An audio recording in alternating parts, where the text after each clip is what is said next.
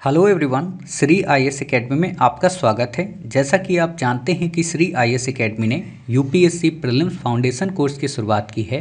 Foundation course के अंतर्गत हम न केवल जीएस के सेगमेंट को कवर करा रहे, बल्कि हम जीएस के साथ साथ सीसैट मैथ के भी टॉपिक को कवर करा रहे। मैथ में हमारी क्लास 8 है। ऑलरेडी हमारी 7 क्लासेस आ चुकी हैं। उम्मीद है कि आपने उन सभी 7 क्लासेस को देखा होगा।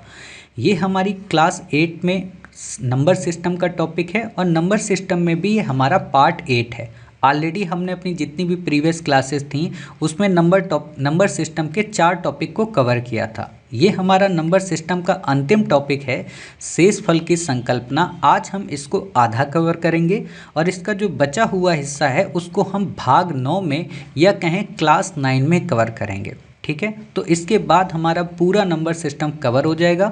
फिर बेसिक कुछ मिसलेनियस बचेंगे, उनको हम अपनी क्लास 10 में कवर करेंगे। ठीक है, तो बिना देरी के अपनी क्लास की शुरुआत करते हैं।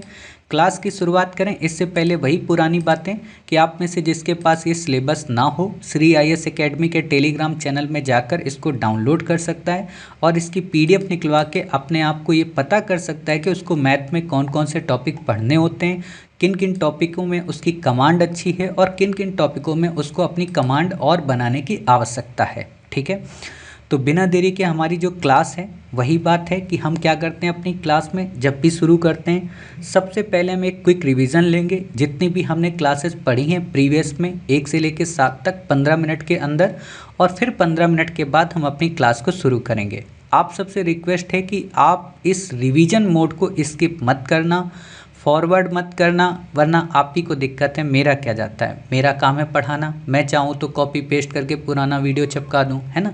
फिर भी मैं पढ़ाता हूँ ताकि आपको चीज़ें याद हों और आप भी हमारी बराबर ही मेहनत करें। ठीक है, तो क्विक रिवीजन में बात कहाँ से शुरू होगी? बात शुरू होगी पहली क्लास में। हमने आपको पढ़ाया था अंक में मैंने आपको बोला था कि दुनिया में टोटल 0 से लेकर 9 तक अंक होते हैं, यानी कि टोटल 10 अंक होते हैं और इन्हीं 10 अंकों से जो मिलकर बनता है उसको हम नाम देते हैं संख्या। और कई सारी संख्याएं जब एक सीरीज में होती हैं या मल्टीपल में होती हैं, जोड़ में होती हैं, तो उस पूरे समूह को नाम दिया जाता है व्यंजक। मैंने बोला था जो ये संख्याएं होती हैं इसकी पद्धति होती है जिसको हम नंबर सिस्टम बोलते हैं, और ये पद्धति कई प्रकार की होती है। एक पद्धति होती है दशमलव, जो कि हम यूज करते हैं, ये 10 की इकाई पे काम करती है। दूसरी पद्धति होती है बाइनरी, जो 2 पे काम करती है। तीसरी पद्धति होती है ऑक्टल, 8 पे, और चौथी होती है हेक्सा, जो 16 पे काम करती है। फिर मैंने आपको बोला था कि संख्याओं को निरूपित करने के लिए भी या उनको बोलने के लिए भी 2 पद्धतियां अपनाई जाती हैं। एक पद्धति कहलाती है भारती, जिसमें हम किसी भी बड़ी से बड़ी संख्या को इकाई, दहाई, सैकड़ा, हजार, 10,000, लाख, 10 लाख, करोड़, 10 करोड़ इस हिसाब से निरूपित करते हैं। दूसरी होती है इंटरनेशनल, यहाँ पर हम यूनिट के हिसाब से पढ़ते हैं कि यूनिट 10, 1000, 10,000 ऐसे करके, मिलियन, बिलियन, ट्रिलियन में। तो हमें बस यहाँ पे ये 3 शब्द ही यूज करने होते हैं या समझने होते हैं कि 1 मिलियन बराबर कितना होता है, 1 बिलियन बराबर कितना होता है और 1 ट्रिलियन बराबर कितना होता है। मैंने सिंपल बताया था, मिलियन जो होता है वो 10 लाख होता है, बिलियन जो होता है वो 1 अरब होता है, और ट्रिलियन जो होता है वो 10 खरब होता है। इसके बाद मैंने आपको रोमन नंबर बताए थे कि रोमन में इसको 1 बोलते हैं, इसको 2 बोलते हैं, इसको 5 बोलते हैं, इसको 6 बोलते हैं, इसको 9 बोलते हैं, इसको 10 बोलते हैं, एल को 50 बोलते हैं, सी को 100 बोलते हैं, डी को 500 बोलते हैं और एम को 1000 बोलते हैं। ये मैंने आपको बताया था एलसीडी महंगे के रूप में। इस तरह से हमारी क्लास 1 कंप्लीट हुई थी। फिर हमने क्लास 2 की शुरुआत की और मैंने यहाँ पे आपको संख्याओं के वर्गीकरण के बारे में बताया। संख्याओं के वर्गीकरण में मैंने आपको बोला कि दुनिया में जितनी संख्याएं हैं उन सबको हम सम्मिश्र संख्याएं बोलते हैं, कॉम्प्लेक्स नंबर बोलते हैं। इन्हीं कॉम्प्लेक्स नंबर के 2 पार्ट होते हैं, एक को रियल नंबर बोलते हैं, एक को इमेजनरी नंबर बोलते हैं। रियल नंबर जो होते हैं ये 2 पार्ट में बढ़ जाते हैं, एक को बोलते हैं क्या, रैशनल नंबर, और एक को बोलते हैं इर्रेशनल नंबर।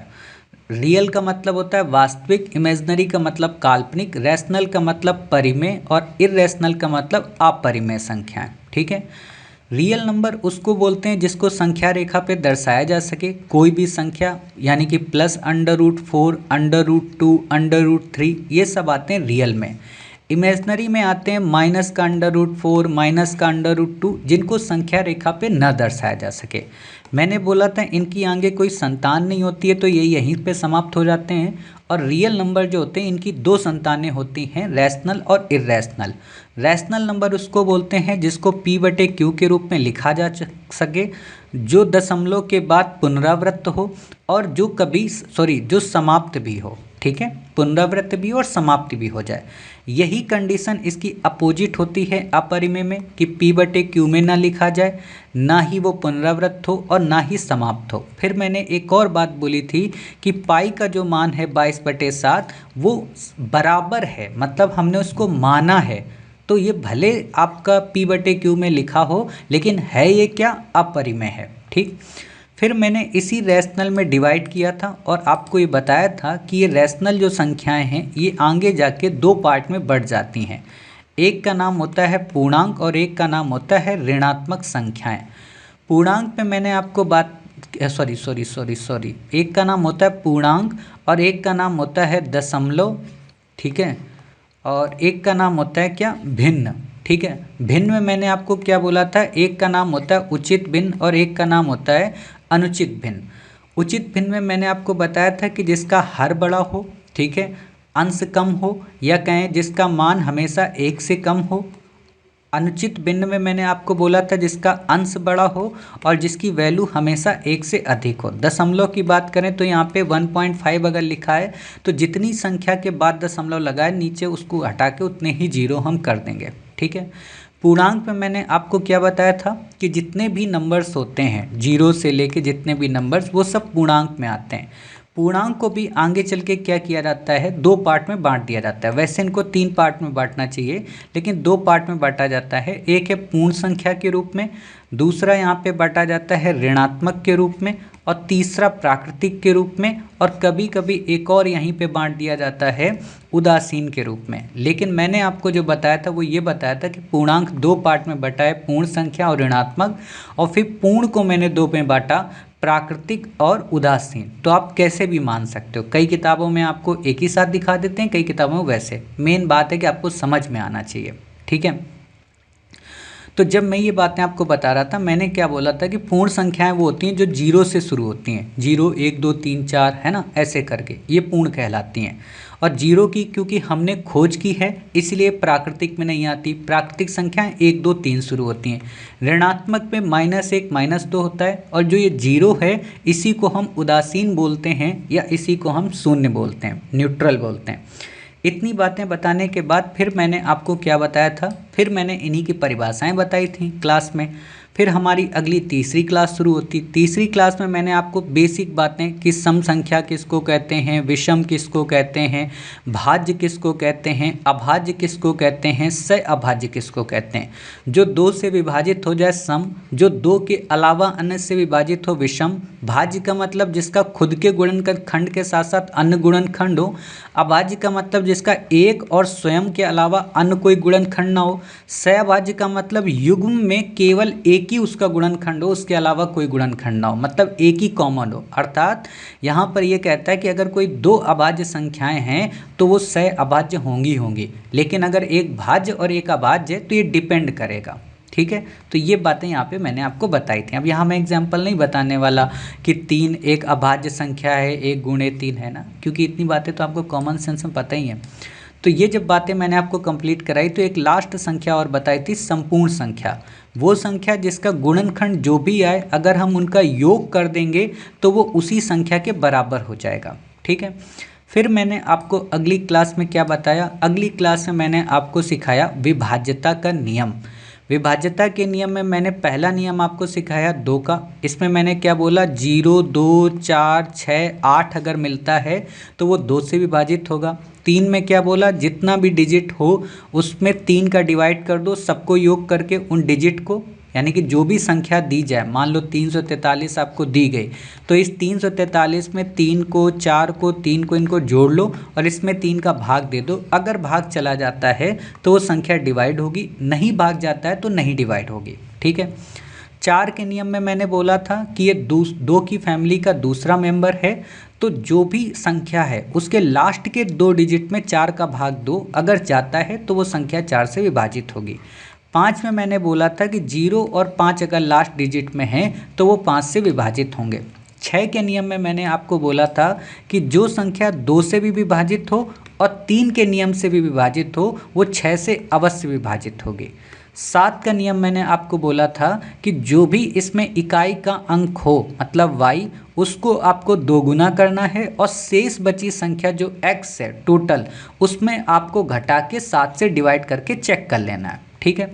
8 के नियम में मैंने क्या बोला था कि ये 2 की फैमिली का तीसरा मेंबर है, तो लास्ट के 3 डिजिट में 8 का भाग देना और अगर भाग चला जाए तो 8 से डिवाइड होगा।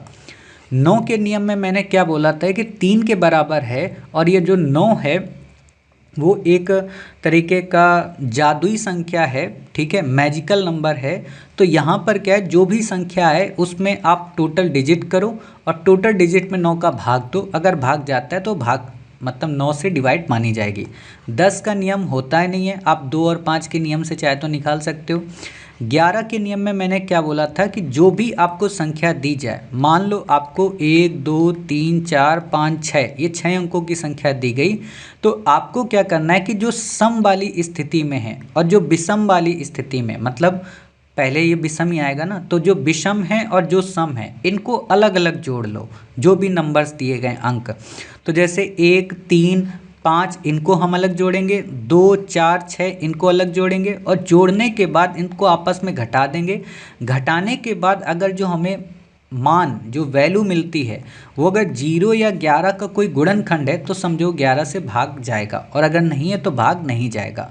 फिर मैंने आपको 13 का नियम बताया था। 13 का नियम 7 के नियम की ही तरह, बस अंतर ये है कि इसमें इकाई के अंक को आपको 4 गुना करना है और इसमें आपको प्लस करना है शेष संख्या को, ठीक है, जो भी शेष संख्या x है उससे प्लस करना और 13 से भाग देना है। भाग जाएगा तो 13 से विभाजित होगी। 14 का नियम क्या हो सकता है, 2 व 7 से भाग जाए तो वो 14 का नियम हो गया। 15 का नियम क्या हो सकता है, 3 और 5 से भाग जाए, मतलब 3 और 5 का, उसमें 2 और 7 से भाग नहीं, जिसमें 2 का नियम और 7 का नियम दोनों लागू हो वो 14 का नियम, ठीक है। 15 में जिसमें 3 का और 5 का दोनों का लागू हो वो 15 का नियम, ठीक है। 16 में क्या है, लास्ट के 4 डिजिट में अगर 16 का भाग चला जाए किसी संख्या के तो वो फिर 16 से विभाजित होगी। 17 के नियम में मैंने क्या बोला था कि किसी भी संख्या के इकाई के अंक को 5 गुना करना और शेष संख्या में उसको घटा देना और फिर 17 से भाग दे देना। 18 के नियम में मैंने क्या बोला था कि या तो 6 और 3 का नियम निकाल लो, उससे आपको पता चल जाएगा। लास्ट हमारा नियम था 19 का, इसमें मैंने आपको बोला था जो 7 का नियम है बस सेम है, अंतर ये है कि यहाँ पे दुगना इकाई का अंक करो और जोड़ दो शेष संख्या में, ठीक है, तो आपका 19 का नियम हो जाएगा। ये जब सारे नियम आपके ख़त्म हो गए फिर मैंने आपको क्या पढ़ाया था, फिर मैंने आपको पढ़ाया था शून्यों की संख्या के बारे में, ठीक है, शून्यों की संख्या के बारे में। इसमें मैंने आपको बस बेसिक चीज़ें बताई थी। बेसिक चीज़ें क्या बताई थी कि जो भी शून्य है वो 2 ही स्थिति में हो सकते, या तो वो 2 और 5 की जोड़ी हो या संख्या ही शून्य हो, ठीक है। तो मैंने यही बोला था कि ज़्यादा आपको परेशान नहीं होना है, ज़्यादा आपको टेंशन नहीं लेनी है। जितनी भी बड़ी से बड़ी संख्या है उसमें आप 2 और 5 की जोड़ी बनाओ, ठीक है, और शून्य की आप जोड़ी बनाओ। क्लियर, इतनी बातें मैंने बताई थी।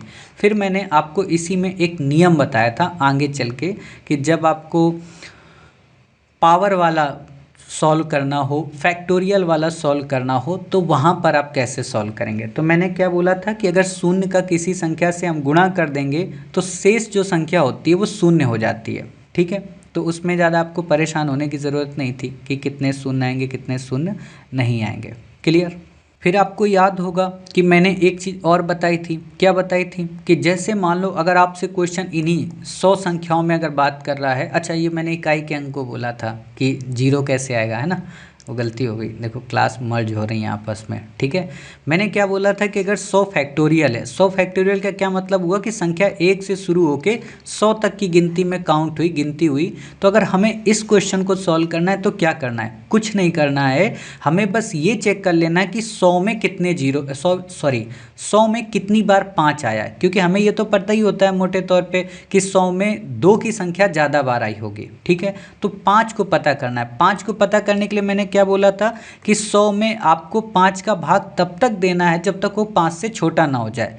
तो हमने यहाँ पे 5 का भाग दिया, 20 बार गया, फिर हमने 5 का भाग दिया, 4 बार गया। अब 4 5 से छोटा है तो हम यहीं पे क्या करेंगे, छोड़ देंगे। और ये जो 2 बार भाग गया, एक बार 20 का एक बार 4 का, इन दोनों को आपस में जोड़ देंगे। मतलब यहाँ क्या हुआ, 24।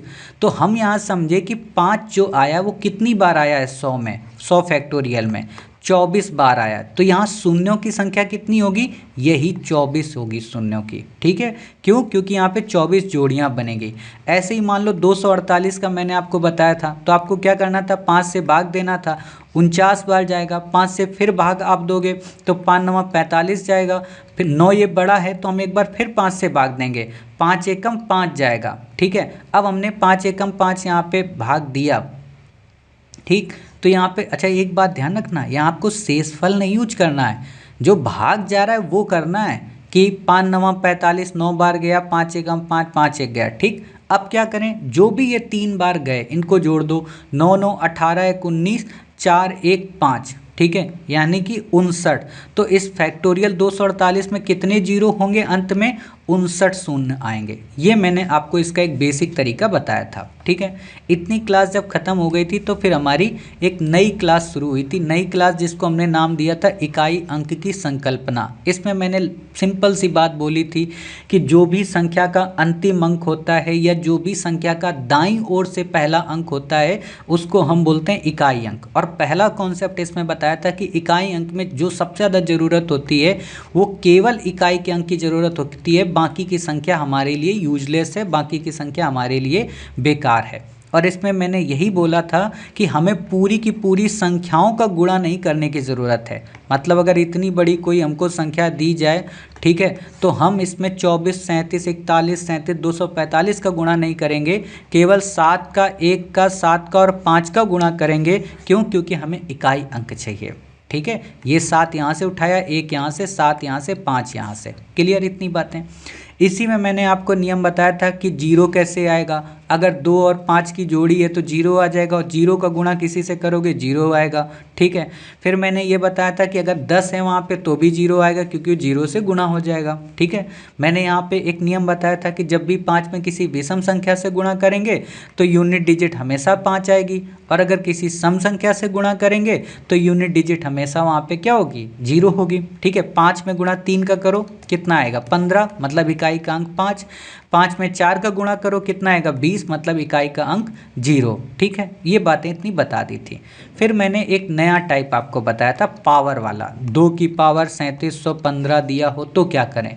तो मैंने क्या बोला था कि जो भी पावर हमें दी जाती है, ठीक है, वहाँ पर क्या होता है कि ये जो भी संख्याएं होती हैं, चाहे 2 की पावर या चाहे 3 की पावर या दुनिया में जितनी भी संख्याएं हैं, उन सब की पावर अधिकांशतः 4 बार में रिपीट होती हैं। ये मैंने आपको फॉर्मूला बताया था, कैसे कि 2 1 कम 2 होता है, 2 दूनी 4 होता है ना, 2 8 होता है, मतलब 2 3 8 नहीं होता है ना, 2 गुणे 2 गुणे 3 बार लिखने पे 8 होता है क्यूब में, और फिर यहाँ पे 16 होता है। अब जब आप 5वीं बार यहाँ पे करोगे तो आपको क्या मिलेगा, 32, तो यानी कि ये 2 रिपीट होगा। तो हमें ये ध्यान रखना है, 2 आएगा, 4 आएगा, 8 आएगा, 16 आएगा, ठीक है। इकाई का अंक मतलब जब 4 बार ये होगा। ऐसे ही 3 के नियम में होता है, बस अपवाद क्या है, 0 का नियम, 1 का नियम, 5 का नियम और 6 का नियम। इसमें इनकी पावर कोई भी आप ले लो, ठीक है, यूनिट डिजिट हमेशा यही रहेगा। तो अगर क्वेश्चन में कभी भी 5 की पावर 3715 दी जाए तो बिना देखे आंसर आप 5 ही लगाना, ठीक है, कोई भी पावर इनकी हो, इनका इससे कोई फर्क नहीं पड़ता है। 6 का अगर दिया जाए तो आप बिना देखे आंसर इकाई के अंक में 6 ही लगाना, ठीक। लेकिन 4 और 9 का जो होता है वहाँ पर 2 बार में होता है। तो मैंने इस नियम को कन्वर्ट कराया था, मैंने कहा था आप चाहे 2 का नियम हो, चाहे 3 का नियम हो, चाहे 4 का नियम हो, ठीक है, चाहे आपका 7 का नियम हो, है ना, कोई भी मतलब आप नियम ले लो, 0 1 5 और 6 को अगर छोड़ दो, ठीक है, तो 0 हो गया, 1 हो गया, 2 हो गया, 3 हो गया, 4 हो गया, 5 यहाँ हो गया, 6 हो गया, 7 हो गया, 8 हो गया, ठीक है, 9 हो गया। ये जितने नियम हैं ये 4 बार रिपीट होंगे और ये हमेशा सेम रहेंगे, ठीक है। ये बातें मैंने आपको बता दी थी और इन्हीं को सिंपल तरीके से मैंने आपको समझाया था कि क्वेश्चन को आपको कैसे सॉल्व करना है। क्लियर? तो मैंने क्या बताया था कि जो ये 3715 है, इस 3715 में पूरी संख्या में डिवाइड ना देके केवल 15 में 4 का डिवाइड देना है। 4 का क्यों? क्योंकि 4 बार में रिपीट होता है। अब 4 को जब आप डिवाइड करोगे तो कितनी बार जाएगा? 3 बार जाएगा, ठीक है। अब 3 बार जाने के बाद यहाँ ये नहीं देखना है कि कितनी बार गया, भागफल की यहाँ ज़रूरत नहीं है, यहाँ ज़रूरत हमें होती है शेषफल की। अब शेषफल में भी एक कंडीशन है कि अगर शेषफल 1 2 या 3 आए, यही आएगा। क्यों? क्योंकि 4 में अगर 4 आ जाएगा तो फिर शेषफल बचेगा ही नहीं ना। तो यही अगर 3 शेषफल आते हैं तो हम इनको यही पावर मानेंगे, ठीक। और अगर 4 से पूरा का पूरा डिवाइड हो जाता है, मान लो 16 दिया होता है यहाँ पे और 4 से भाग देते तो पूरा का पूरा डिवाइड हो जाता, तो 0 होता शेषफल। तो शेषफल फिर हम 0 ना मान के उस संख्या की पावर 4 मानेंगे, ठीक है। तो ये मैंने आपको तरीका बताया था। तो अब यही सवाल मान लो एक बता देता हूँ, 3715 की पावर जैसे 2 की पावर 3715 इकाई का अंक निकालना है, तो मैंने क्या बोला था, 4 से आपको भाग देना है। तो यहाँ पे आपका क्या बचा? 3 शेष बचा, 4 3 12, तो 2 की पावर 3 हो गई, यानी कि 2 गुणे 2 गुणे 2 मतलब 8 इसका इकाई का अंक होगा, ठीक है। ऐसे मैंने 710 वाला टॉपिक आपको कवर कराया था। क्लियर? इतनी बातें होने के बाद फिर मैंने आपको एक कठिन प्रश्न कराया था। क्या कठिन प्रश्न करवाया था कि मान लो अगर 247 की पावर 247 हो तब क्या करना है आपको, ठीक है। तो मैंने क्या बोला था, हमें इस 247 में इस 24 से कोई मतलब नहीं, हमें बस इकाई अंक से मतलब है। क्यों? क्योंकि इकाई की ही महत्ता होती है, तो हम 7 की पावर से निकालेंगे। अब 247 में हम क्या करेंगे, 47 में 4 का भाग देंगे, जो भी शेषफल आएगा उसी के आधार पे 7 की पावर मान लेंगे, ठीक। फिर मैंने प्लस वाला क्वेश्चन करवाया था, लेकिन माइनस वाले मैंने कहा था सावधानी बरतना, उसमें जब भी घटाना तो आप जो भी संख्या बड़ी है उसको 10 मानना, बड़ी संख्या को, ठीक है। जैसे मान लो 6 - 9 करना है तो ये 6 - 9 होके 9 ना होके 16 - 9 मानी जाएगी, तब आपका उत्तर आएगा। क्लियर? तो इतनी बातें मैंने करा के आपको पूरा का पूरा क्या खत्म कराया था, इकाई का अंक, ठीक है। अब इकाई का अंक जब आपका कंप्लीट हो गया था तो मैंने आपको हालांकि विभाज्यता के नियम में ही कुछ नियम बताए थे, ठीक है। कुछ नियम क्या बताए थे? कुछ नियम मैंने आपको बस ये बताए थे कि अगर a² + b² दिया है या कहें x², ठीक है, x² + a² अगर दिया है तो क्या इसका आंसर आएगा, ठीक है। मैंने बोला था किसी से भी विभाजित नहीं होगा, मतलब n की पावर अगर विषम है, 2 हो 4 हो कुछ भी हो तो किसी से भी विभाजित नहीं होगा। लेकिन अगर n की पावर क्या है, माइनस हो, ठीक है, और संख्या यहाँ पे n की पावर माइनस नहीं, अगर x की पावर n माइनस a की पावर अगर n है और इसमें अगर जो n है वो अगर विषम हो, ठीक है, अगर n क्या हो, अगर n हमारा विषम है तो वो x - a से भी विभाजित हो जाएगा और x + a से भी विभाजित हो x - a से विभाजित होगा अगर विषम है, और अगर ये सम है तो न केवल x + a से विभाजित होगा बल्कि x - a से भी विभाजित होगा, दोनों से विभाजित हो जाएगा। इस क्वेश्चन को मैंने कराया था और ये कॉन्सेप्ट यहाँ हो सकता है रिवीजन में समझ में आ जाएगा, लेकिन जो नए बच्चे हैं उनको नहीं आएगा, तो इसलिए इसके लिए आपको क्लास करनी ज़रूरी है। प्रीवियस मैंने विभाजन के नियम के सेकेंड पार्ट वाले में मैंने कराई थी, ठीक।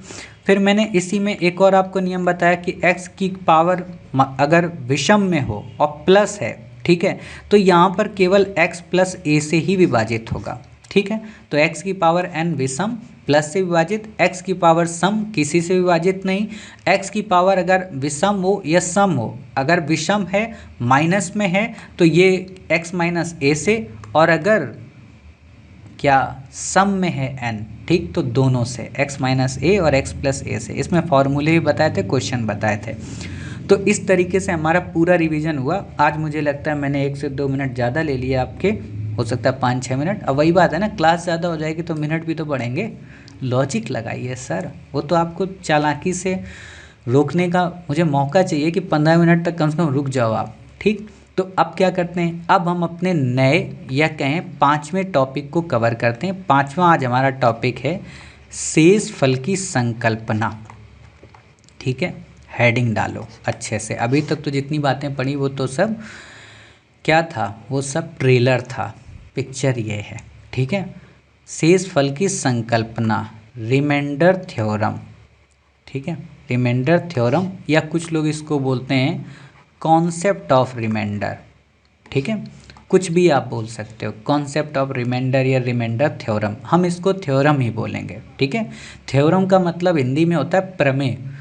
आप में से जिन बच्चों ने क्लास 12 की मैथ पढ़ी होगी यूपी बोर्ड की पुरानी वाली 2012 और 10 के टाइम पे, तो वहाँ पे बहुत सारे जो सवाल होते थे वो हम लोगों को प्रूफ करने होते थे और लास्ट में लिखना होता था इति सिद्धम, और बड़ी मज़ा आती थी, है ना। तो ये प्रमेय उसी को बोलते हैं, वो प्रमेय सिद्ध करनी होती थी, आयत की को लेकर, वर्ग को लेकर, इन सब को लेकर प्रूफ करनी होती थी। ठीक है, तो वो वहाँ हम लोग पढ़ते थे। आज हम ये शेषफल को पढ़ते हैं। ठीक है, तो आप थ्योरम लिखो या कॉन्सेप्ट ऑफ कुछ भी लिखो। ये हमारा 5वां टॉपिक है। 4 टॉपिक हमारे कवर हो गए हैं। आप में से जिनको ना पता हो उनको पता होना चाहिए कि 4 टॉपिक हमारे कौन कौन से कवर हुए।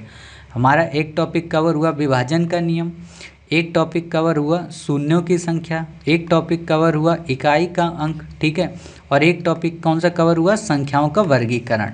ये हमारा लास्ट टॉपिक है शेषफल। ठीक, तो इसको भी कवर करते हैं। देखो, आज की हम इस क्लास को शुरू करें, पहले बिल्कुल बेसिक से बातें। ठीक है, बेसिक का मतलब क्या है, शेषफल किसको बोलते हैं। कई बच्चों को तो ये नहीं पता है ना शेषफल किसको बोलते हैं। तो आपने बचपन में या अपने पूर्व के जीवन में एक चीज़ देखी होगी, बचपन में क्या देखी होगी, आपसे कहा जाता होगा कि 14 में 2 का भाग दो, है ना। तो आपको मैथ की किताब में क्या बना के दे दिया जाता था, ऐसे 2 किया जाता था, ऐसे 14 और ऐसे बना दिया जाता था, या कई बार ऊपर भी डंडा खींच दिया जाता था और बोला जाता था आप इस क्वेश्चन को सॉल्व करो। आप क्या करते थे, 2 का पहाड़ा पढ़ते थे कि 14 से ज़्यादा ना जाए, तो आपने बोला सर 2 सत्ते 14, ये तो पूरा पूरा कट गया। और यहाँ पर आपको कुछ दिखता नहीं था तो कुछ लिखते नहीं थे, क्लियर। लेकिन जब जीवन थोड़ा सा आपका कठिन हुआ तो आपको आपके ही परीक्षक ने क्या किया, कहा कि 13 में भाग दो, किसका, 2 का। तो आपने कहा ठीक है भाई, फिर से आपने 2 ऐसे बनाया, फिर से आपने 13 ऐसे बनाया और ऐसे करके भाग का निशान बना दिया। ठीक, अब जब आप अपने जीवन में इसमें भाग दे रहे होते हो तो आप पहाड़ा पढ़ते हो और आप देखते हो कि 2 के पहाड़े में 13 तो आता ही नहीं है। तो आपसे क्या कहा जाता है कि 13 से ज़्यादा नहीं पढ़ना है, 13 से कम पढ़ना है। तो आप पढ़ते हो 2 छंका 12, और जो ही आपने 12 पढ़ा तो 3 में जो ही 2 को घटाया बचता था 1। अब ये 1 प्लस का बचता था, क्योंकि शेषफल कभी ऋणात्मक नहीं होता। अब ये सब लिखा दूंगा, अभी एक एक बात लिखा दूंगा, तो इसलिए अभी चुपचाप समझ लो। ठीक है, हंसी आ रही हो तो हंसी को रोक लो कि सर इतने भी हम नालायक नहीं है कि हमको 2 का पहाड़ा नहीं आता या इतना भाग नहीं आता। हम जानते हैं आप बहुत ही लायक हो, बट किसी चीज़ का ये समझो इम्यून सिस्टम मजबूत करने के लिए बारीक से बारीक बॉडी के सेल्स हैं उनको पकड़ना पड़ेगा। ठीक है, तो मैं समझाना चाह रहा हूँ, इसको समझो। तो आपने भाग दिया 6 बार तो 12 बचता था, और 12 में जब घटाते थे, 12 को जब घटाते थे तो हमारे पास 1 शेष बचा, 1 बचता था। इस 1 को ही बोला जाता है क्या, शेषफल। इस 1 को ही बोला जाता है शेषफल। ठीक, ये जो 2 होता था इसको बोलते थे भाजक, मैंने अपनी पहली क्लास में बताया था। ठीक है, आपको याद होगा। और जो ये भाग जाता था जितनी बार, इसको हम बोलते थे भागफल, और जिसमें हमको भाग देना होता था इसको बोलते थे भाज्य। ठीक है, अब यहाँ समझना, इंग्लिश में इसको भाजक को बोलते हैं डिवीजर। ठीक है, और इंग्लिश में भाज्य को बोलते हैं डिविडेंड, DIVIDEND। ठीक है, और भागफल को क्या बोलते हैं, क्वेश्चन। ठीक है, QUOTIENT। और ये जो शेषफल है इसी को बोलते हैं रिमाइंडर।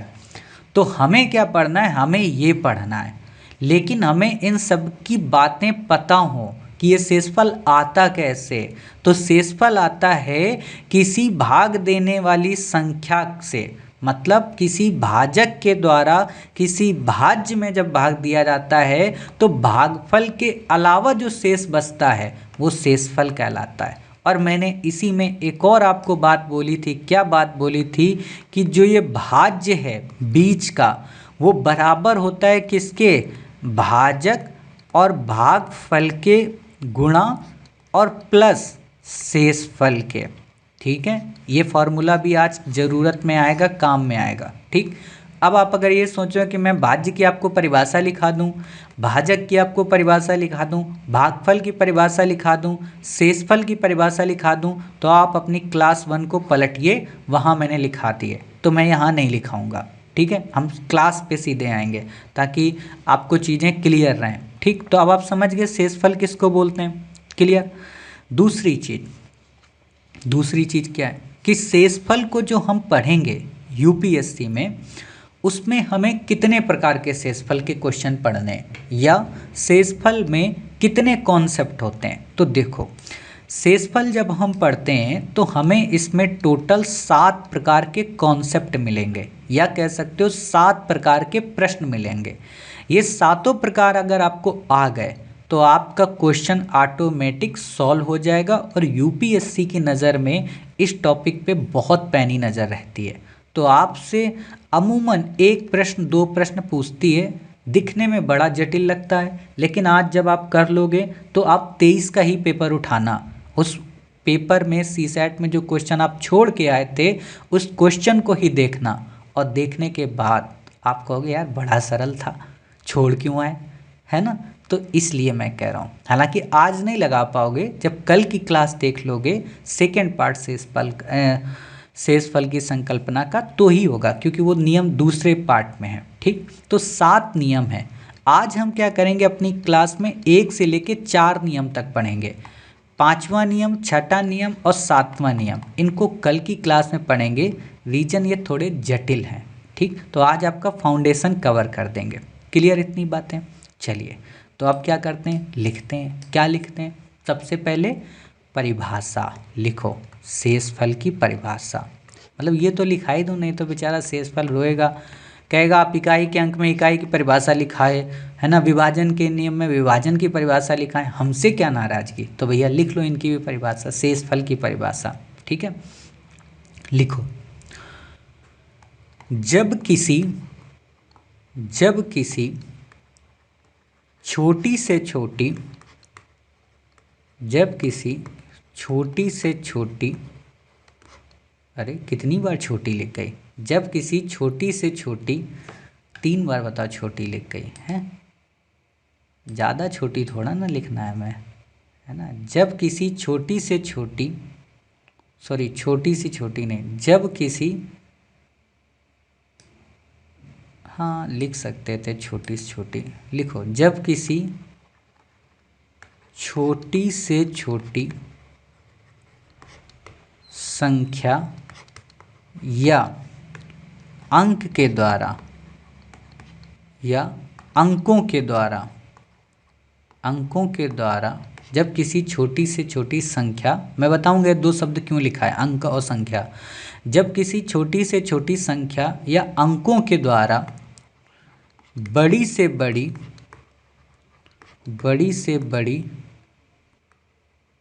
संख्या या अंकों में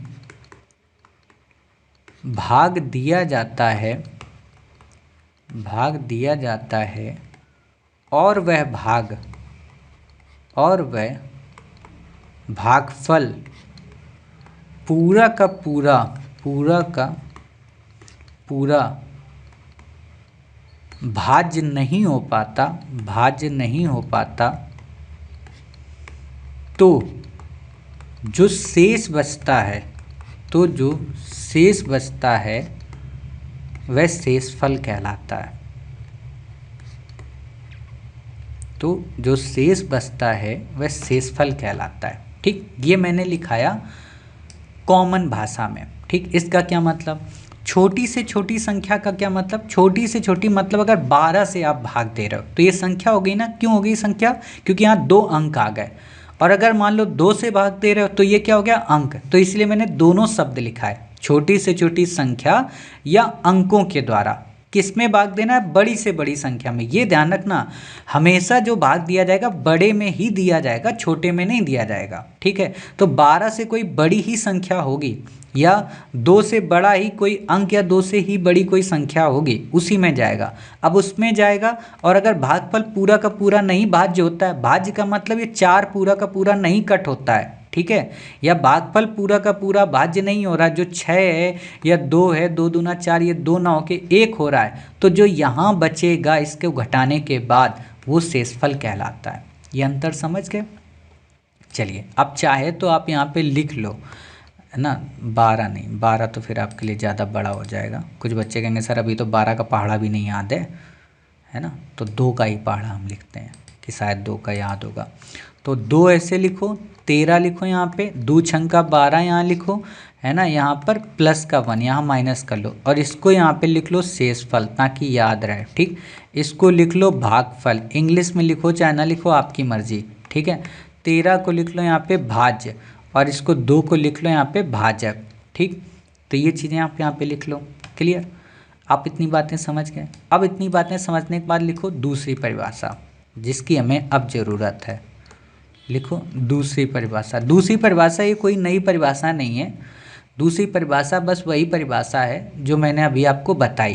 क्या बताई मैंने, कि भाज्य बराबर क्या होता है, भाज्य बराबर होता है आपका भाजक गुणे भागफल, ठीक है, और प्लस क्या होता है, शेषफल, ठीक है। तो इसी से हमने एक नया फॉर्मूला बनाया है, उसे लिखो परिभाषा के रूप में। लिखो शेषफल वह होता है, शेषफल वह नहीं होता है, लिखो शेषफल हम उसे कहते हैं, शेषफल हम उस अंक या संख्या को कहते हैं, उस अंक या संख्या को कहते हैं, उस अंक या संख्या को कहते हैं, उस अंक या संख्या को कहते हैं जिसे यदि शेषफल हम उस संख्या या उस अंक को कहते हैं जिसे यदि भाज्य में से घटा दिया जाए, भाज्य में से घटा दिया जाए तो हमें ऐसी संख्या या अंक की प्राप्ति होगी, अंक की प्राप्ति होगी जो उस भाज्य से न केवल छोटा होगा बल्कि पूरा का पूरा, बल्कि पूरा का पूरा विभाजित भी होगा। इस लाइन का मतलब समझना। देखो ये लाइन क्या कहना चाह रही है, यह लाइन ये कहना चाह रही कि शेषफल हम उस संख्या या उस अंक को कहते हैं जिसे यदि भाज्य में घटा दिया जाए। अभी मैंने आपको क्या बोला, जैसे ये 2 है, ये 13 है, इसमें हमने भाग दिया तो 6 बार गया, 12 हो गया, शेषफल हमारा कितना आया, प्लस का 1 आया, ठीक। अब ये कह रहा है कि भाज्य में घटा दें, भाज्य में किसको घटा दें, शेषफल को। तो भाज्य कितना है, 13 है, ठीक है, 13 में हमने घटाया किसको, शेषफल 1 को। अब जब हमने घटा दिया तो कह रहा है कि हमें ऐसी संख्या या अंक की प्राप्ति होगी जो उस भाज्य से न केवल छोटी होगी। तो आप एक बताओ हमें क्या मिला, 12। 12 क्या भाज्य से बड़ा है या छोटा है, आप कहोगे छोटा है। फिर दूसरी चीज़ क्या कह रहा है, बल्कि पूरा का पूरा विभाजित होगा, बल्कि लिख लो यहाँ पे पूरा का पूरा भाजक से विभाजित होगा, ठीक। भाजक क्या है, 2, अब 2 का भाग दो इसमें, तो क्या मिल रहा है आपको, 12। तो 2 छंका 12, ये पूरा पूरा हो रहा ना, लेकिन ये नहीं हो रहा। तो शेषफल हम उसको कहते हैं, मतलब उस अतिरिक्त को कहते हैं, उस एक्स्ट्रा को कहते हैं जिसको भाज्य में अगर घटा दो और भाजक से उसमें डिवाइड करो तो पूरा का पूरा भाग चला जाएगा। या कहें जो भाजक से छोटा होता है, सॉरी जो भाज्य से छोटा होता है वो शेषफल कहलाता है। क्लियर इतनी बातें, यही बात समझनी, इसी को यहाँ पे आप एग्जाम्पल के रूप में रख लो। ठीक है, यहाँ लिखो एग्जाम्पल और ऐसे लिखो 2 का 13, ठीक है, 2 छंग का 12, यहाँ प्लस का 1, ठीक है, और फिर यहाँ पे लिखो आप क्या कि 13 माइनस 1 बराबर 12 और इसको ऐसे ब्रैकेट में बंद करो, फिर लिखो ऐसे 12 भागे 2, 2 छंग का 12, ठीक है, और यहाँ पे क्या लिखो पूरा पूरा भाजित, पूरा पूरा भाजित, भाजित लिख लो या विभाजित लिख लो, ठीक है, और यहाँ पे लिख लो भाज्य से छोटी संख्या, भाज्य से छोटी संख्या। तो अब आपको क्लियर हुआ ये छोटी का क्या मतलब है और पूरा पूरा भाजित का क्या मतलब है। आपको लग रहा होगा ये बता क्यों रहे हो, ये इसलिए बता रहा हूँ कि जब आप कॉन्सेप्ट नंबर 2-3 को पढ़ोगे तो वहाँ आपका दिमाग का दही होगा, तो वहाँ हम इसी चीज़ से उस चीज़ को प्रूव करेंगे। मतलब क्या प्रूव करेंगे, जैसे अभी मैंने आपको एक बात बताई ना कि हमें अगर प्रूव करना हो भाग कि ये सही है या गलत है तो हम क्या करते हैं, हम भाजक का गुणा भागफल में करते हैं और क्या करते हैं शेषफल को जोड़ देते हैं, तो हमें क्या मिलता है भाज्य।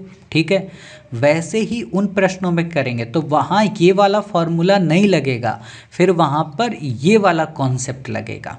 ठीक है, इसलिए मैंने आपको रोका है अभी कि इसको बस आप लिख लो और समझ लो। क्लियर इतनी बातें। चलिए अब इतनी बातें अभी मैंने बेसिक बताई, अब डालो आप अपना इस कॉपी में क्या कॉन्सेप्ट नंबर 1। ठीक है, लिखो कॉन्सेप्ट नंबर 1। कॉन्सेप्ट नंबर 1 हमसे क्या कहता है, कॉन्सेप्ट नंबर 1 ये कहता है, लिखो शेषफल के, मैं जानते हो कभी कभी मुझे ये लगता है कि मैं आपको सिर्फ बोल कर पढ़ा रहा हूँ, तो मैं ये कह देता हूँ ना लिखो, लेकिन थोड़ी देर बाद याद आता है कि नहीं मुझे भी लिखना है, तो इसलिए थोड़ा सा रुक जाता हूँ बीच में कि मैं भूल जाता हूँ कि मुझे भी लिखना है। तो लिखिए कॉन्सेप्ट नंबर 1, शेषफल के प्रश्नों में, शेषफल के प्रश्नों में सरलीकरण, अगला ही टॉपिक है मिसलेनियस में, इसको पढ़ाऊँगा। शेषफल के प्रश्नों में सरलीकरण, अंडरलाइन कर लेना इसको, सरलीकरण की अनुमति नहीं होती है, सरलीकरण की अनुमति नहीं होती है। बहुत सारे बच्चे, इवन मैं स्वयं आज से 2 वर्ष पहले, ज़्यादा नहीं, जब तक ये कॉन्सेप्ट नहीं पढ़ा था तब तक मैं सॉल्व ही करके शेषफल का आंसर निकालता था। आंसर निकलेगा, लेकिन बात क्या है ना कि हमें वो काम नहीं करना है, गलत रास्ते पे नहीं जाना है। ठीक है, देखो आप कोई नशा करते हो तो उसका इलाज भी तो है, लेकिन हम नशा ही क्यों करें, तो वही यहाँ पे कि शेषफल के प्रश्नों में सरलीकरण की अनुमति नहीं होती। आपने कॉन्सेप्ट लिख लिया, अब इसका मतलब समझो क्या है। एग्जाम्पल लिखो, मान लो हमने आपको क्वेश्चन दिया 270/20, हमने कहा कि आप बताइए इसमें शेषफल क्या आएगा, तो 99% बच्चा क्या करेगा, 270/20 से इस जीरो से इस जीरो को कट कर दिया। क्यों कट होगा, क्योंकि ये मैथ का नियम है। ठीक है, मैथ का नियम है, तो जब सरलीकरण पढ़ाऊंगा तब समझना, अभी बस ये समझ लो हाँ जीरो का जीरो है, ये कट होता है। ठीक, अब क्या बचा हमारे पास 27/2। अब बच्चे क्या करेंगे, इसमें भाग देंगे, तो 27 में जब भाग देंगे तो आपको क्या पता चलेगा कि 2 का भाग हम 27 में देंगे तो 13 बार जाएगा। ठीक है, और एक क्या बचेगा, शेष बचेगा। ठीक, तो हमने आंसर में क्या लिख दिया, आंसर में आपको ऑप्शन देता है 1 देता है, 10 देता है, ठीक है, 0 देता है और इनमें से कोई नहीं देता है। हमने फटाक से देखा अरे भाई 27 में ही तो 2 का भाग देना है, चलो एक आंसर लगा देते हैं। नहीं, ये आपका उत्तर गलत है। क्यों गलत है, क्योंकि हम ये सरलीकरण कर रहे हैं। कैसे गलत है, पहले आपको समझा देता हूँ फिर इसको प्रूव भी करता हूँ। जैसे 20 है, 20 का भाग आप ऐसे दो 270 में, तो आपको पता चलेगा 20 एकम 20, बचा कितना 7, ये 0। 70 में 20 का भाग कितनी बार जाएगा, 3 बार जाएगा, तो 20 नहीं 60। अब यहाँ कितना बचा, शेष 10। अब शेष 10 है, 10 क्या है 20 से छोटा है, तो हमारा शेष क्या आएगा 10 आएगा ना कि 1 आएगा, तो आंसर क्या होगा 10। अब ये 10 क्यों आया, यहाँ 1 क्यों आया, तो देखो हमने क्या किया, हमने 10 को पहले ही इरेज कर दिया।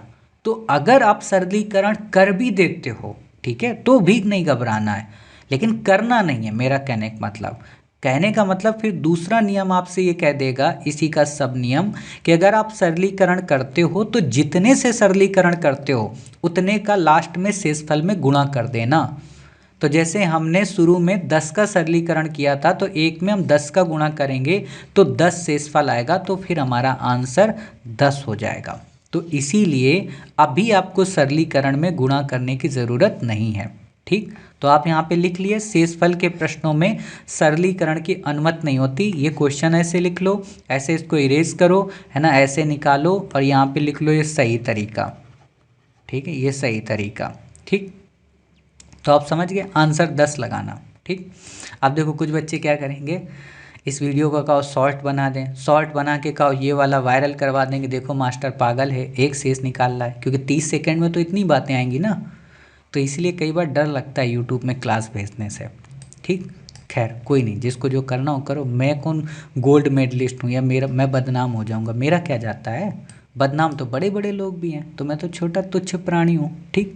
नोट में लिख लो ये बात जो मैंने अभी बताई, क्या, कि यदि सरलीकरण कर दिया है, यदि सरलीकरण कर दिया है, यदि अनजाने में सरलीकरण कर दिया है, तो आप अंत में शेषफल में उतने से ही गुणा कर दें, उतने से ही गुणा कर वास्तविक शेषफल की प्राप्ति करें, वास्तविक शेषफल की प्राप्ति कर सकते हैं, ठीक है। मतलब यहाँ पे क्या हुआ, वही लिख लो फार्मूला, ठीक है, 270/20, ठीक है, यहाँ 10 बराबर 27/2। अब यहाँ पे एक एरो लगा के लिखो 10 से सरलीकरण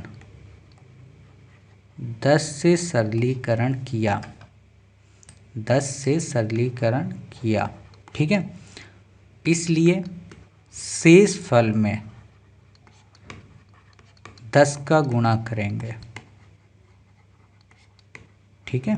तो अब आपको याद रहेगा 1 × 10 बराबर 10 शेषफल, ठीक है, ये आपका आंसर हो गया, समझ गए। तो आपको ये करना है। अब जैसे एक और एग्जांपल मैं आपको देता हूँ, मान लो मैंने दिया 50/20, तो आपको इसको सॉल्व नहीं करना है, आपको ये नहीं बोलना कि सर एक शेष, ठीक है। आप क्या करोगे, जितने से सरलीकरण किया 1 × 10 बराबर 10 शेषफल, या फिर नहीं किया तो 50 में सीधे 20 का भाग दोगे, 20 दूना 40, 10 शेष, ऐसे करोगे, ठीक है। तो आपको ऐसे आंसर निकालना है, जैसे 60/50, ठीक है। अब 60/50 में क्या करना है, आपका शेषफल कितना आएगा, 10 आएगा, क्यों, क्योंकि एक ही बार जाएगा। अब यहाँ पे आप इसको कट नहीं करोगे कि एक शेषफल आ गया, वो फिर गलत बात है, क्लियर। तो ये बात आपको याद रखनी है। दूसरा, आप यहाँ पे एक क्वेश्चन अच्छा आप करके बताओ, आप खुद ही बताओ, ठीक है। 100/35 भाग देना तो आता है ना आप लोगों को, 100/35 ऐसे भाग नहीं दे पा रहे हो ना, तो ऐसे ना दे के आप ऐसे दे दो, कोई दिक्कत नहीं, कोई आपसे नहीं पूछने आ रहा। 35 का 100 में भाग देना है, तो अब 35 का पहाड़ा नहीं आता है तो क्या करोगे, 35 का पहाड़ा जब नहीं आता है ना, तो आप बेसिक ये देखा करो, 30 का आता है तो 30 का देखोगे, 30 का 3 बार जाता है, 30 नहीं 90, तो यहाँ पे चुपचाप 35 का 3 बार गुणा कर लो, 5 × 15, 3 × 9 = 10। अब पता चला 105 हो गया, यानी कि 3 बार ज़्यादा हो जाएगा, तो 2 का कर दो, तो 2 का गुणा यहाँ से करो, 5 दूना 10, 3 दूना 6, 1 7, 70 बार गया, शेष कितना बचा, 30। तो ऐसे आंसर निकाल दो। अब 30 क्या है, 35 से छोटा है, तो शेषफल क्या होता है, जो भाजक होता है उससे छोटा होता है, ठीक है। तो आप ऐसे आंसर निकाल सकते हो बड़े से बड़े गुणा का। मान लो 500 का देना है, 500 में 200 का भाग देना है, तो ये तो सिंपल है कि 2 दूना 400 बार जाएगा, ठीक है। तो ऐसे आप कर लो। अब यहाँ सरलीकरण एक और तरीका होता है, एक और सरलीकरण का मैं तरीका बताऊँ, वो क्या होता है, जैसे 100 है और यहाँ 35 है। अभी तक मैंने आपको 10 बताया। एक तरीका ये होता है कि इसको हम कट कर देते हैं। कट कैसे कि 5 सते 35 हो गया, 5 दूना 10 यानी कि 20/7। और अब हम 20/7 में 7 का भाग देंगे तो 7 दूना 14, यहाँ पे 6 शेष। तो आंसर पूरा बदल गया ना, है ना। ये आपको नहीं करना है, ये भी सरलीकरण होता है, तो ये आपको नहीं करना है। और जब मैं सरलीकरण का टॉपिक पढ़ाऊंगा इसके बाद मिसलेनियस में, तो वहाँ मैं ये बात आपको रिकॉल करा दूंगा कि मैंने कहाँ पर बोला है कि आपको सरलीकरण नहीं करना है। ठीक, तो ये बात आपको समझ में आ गई मोटी मोटी, आपको कोई दिक्कत नहीं हुई। चलिए, 500 में 200 का भाग दोगे तो शेषफल कितना आएगा, 100 आएगा। ठीक, तो कॉन्सेप्ट 1 हो गया। इतना ही छोटा है, हाँ इतना ही छोटा है, कॉन्सेप्ट 1 हो गया। चलिए अब हमारा क्या डालो, कॉन्सेप्ट 2। ठीक है, ये जो कॉन्सेप्ट 2 है, अभी आपने अगर पढ़ा था रिवीजन में ही, मैंने आपको पढ़ाया था, क्या पढ़ाया था आपको, उचित भिन्न, और दूसरा क्या पढ़ाया था, अनुचित भिन्न। उचित भिन्न में मैंने क्या बोला था, हर बड़ा होता है किससे, अंश से। और अनुचित में क्या मैंने बोला था, अंश बड़ा होता है किससे, हर से। इसमें क्या बोला था, वैल्यू हमेशा 1 से कम होगी, वैल्यू हमेशा 1 से ज़्यादा होगी। ये कुछ याद रहे या ना याद रहे, इतना तो याद है ना, भिन्न किसको बोलते हैं, मतलब बटे में कोई चीज़ है तो वो भिन्न है। 1/2, 1/3, 2/5, 4/5, 9/5, ये सब भिन्न है, जो पूरी पूरी विभाजित ना हो। भाग का ही एक रूप होता है भिन्न। ठीक, तो ये भिन्न होती हैं। अब इस नियम को ऊपर वाले को याद रखना, यही कॉन्सेप्ट 2 में लागू होगा। कॉन्सेप्ट 2 का नियम क्या कहता है, कॉन्सेप्ट 2 का नियम कहता है, लिखो, यदि शेषफल के प्रश्नों में, या आगे तक काम आएगा, यदि शेषफल के प्रश्नों में अंश का मान हर के मान से कम हो या छोटा हो, या हर का मान अंश से ज़्यादा हो, अंश से ज़्यादा हो, फिर लिखो या उचित भिन्न हो। अब याद आया मैंने उचित भिन्न क्यों पढ़ाया था, या क्योंकि एक नया क्वेश्चन शेषफल में इस शब्द का उपयोग करते हुए डाल देगा, उचित भिन्न। ये इतनी लंबी लंबी गाथाएं नहीं लिखेगा कि अंश का मान हर के मान से कम हो। यूपीएससी बहुत अच्छी है, स्मार्ट है, वो इतनी परिभाषा ना लिख के सिर्फ एक ये शब्द यूज करेगी अनेक शब्दों के बदले एक शब्द के रूप में, और अच्छे अच्छे बच्चों की हवा निकल जाएगी। तो आपकी हवा ना निकले तो इसलिए मैंने इतने या लगा दिए कि अंश का मान हर के मान से कम हो या छोटा हो, या हर का मान अंश से ज़्यादा हो, या वो उचित भिन्न हो। ठीक है, उचित भिन्न हो, उचित भिन्न हो तो क्या होगा, तो शेषफल हमेशा अंश के बराबर होगा। ये अभी तक आप पढ़ते हुए आए हो, है ना, लेकिन आज आपने लिख लिया है तो अब आप भूलोगे भी नहीं। शेषफल हमेशा अंश के बराबर होगा, मतलब अंश छोटा है हर से या हर बड़ा है अंश से, है ना, और यह क्या है, उचित भिन्न है ना, या उचित भिन्न है। उचित भिन्न है तो क्या होगा, उचित भिन्न है तो शेषफल अंश ही होगा, शेषफल अंश वाला ही होगा। मतलब हमें शेषफल निकालना ही नहीं है, हम देख के बता देंगे। इनको बॉक्स में डालो सबको, ठीक, शेषफल हमें निकालना नहीं है। अब इसका मतलब क्या, देखो एग्जाम्पल के जरिए ऐसे समझो, 1/2 है अगर, ठीक है, 1/2 है अगर, तो आप मुझे बताइए कि जो 1/2 है इसमें अंश ज़्यादा है या हर ज़्यादा है, तो आप कहोगे सर हर ज़्यादा है, अंश क्या है, अंश कम है, मतलब हर हमारा ज़्यादा है अंश कम है, तो शेषफल क्या होगा, अंश के बराबर। तो शेषफल अंश के बराबर, मतलब शेषफल बराबर 1। सोचने ही नहीं है। ये आपको दे दे 100/200, तो शेषफल क्या होगा 100। सोचना ही नहीं है, भाग ही नहीं देना है आपको, ठीक है। या आपको दे दे 700/1000, तो शेषफल कितना होगा आपका 700। भाग ही नहीं देना है। सरलीकरण तो बहुत बड़ी चीज़ है, समझ गए।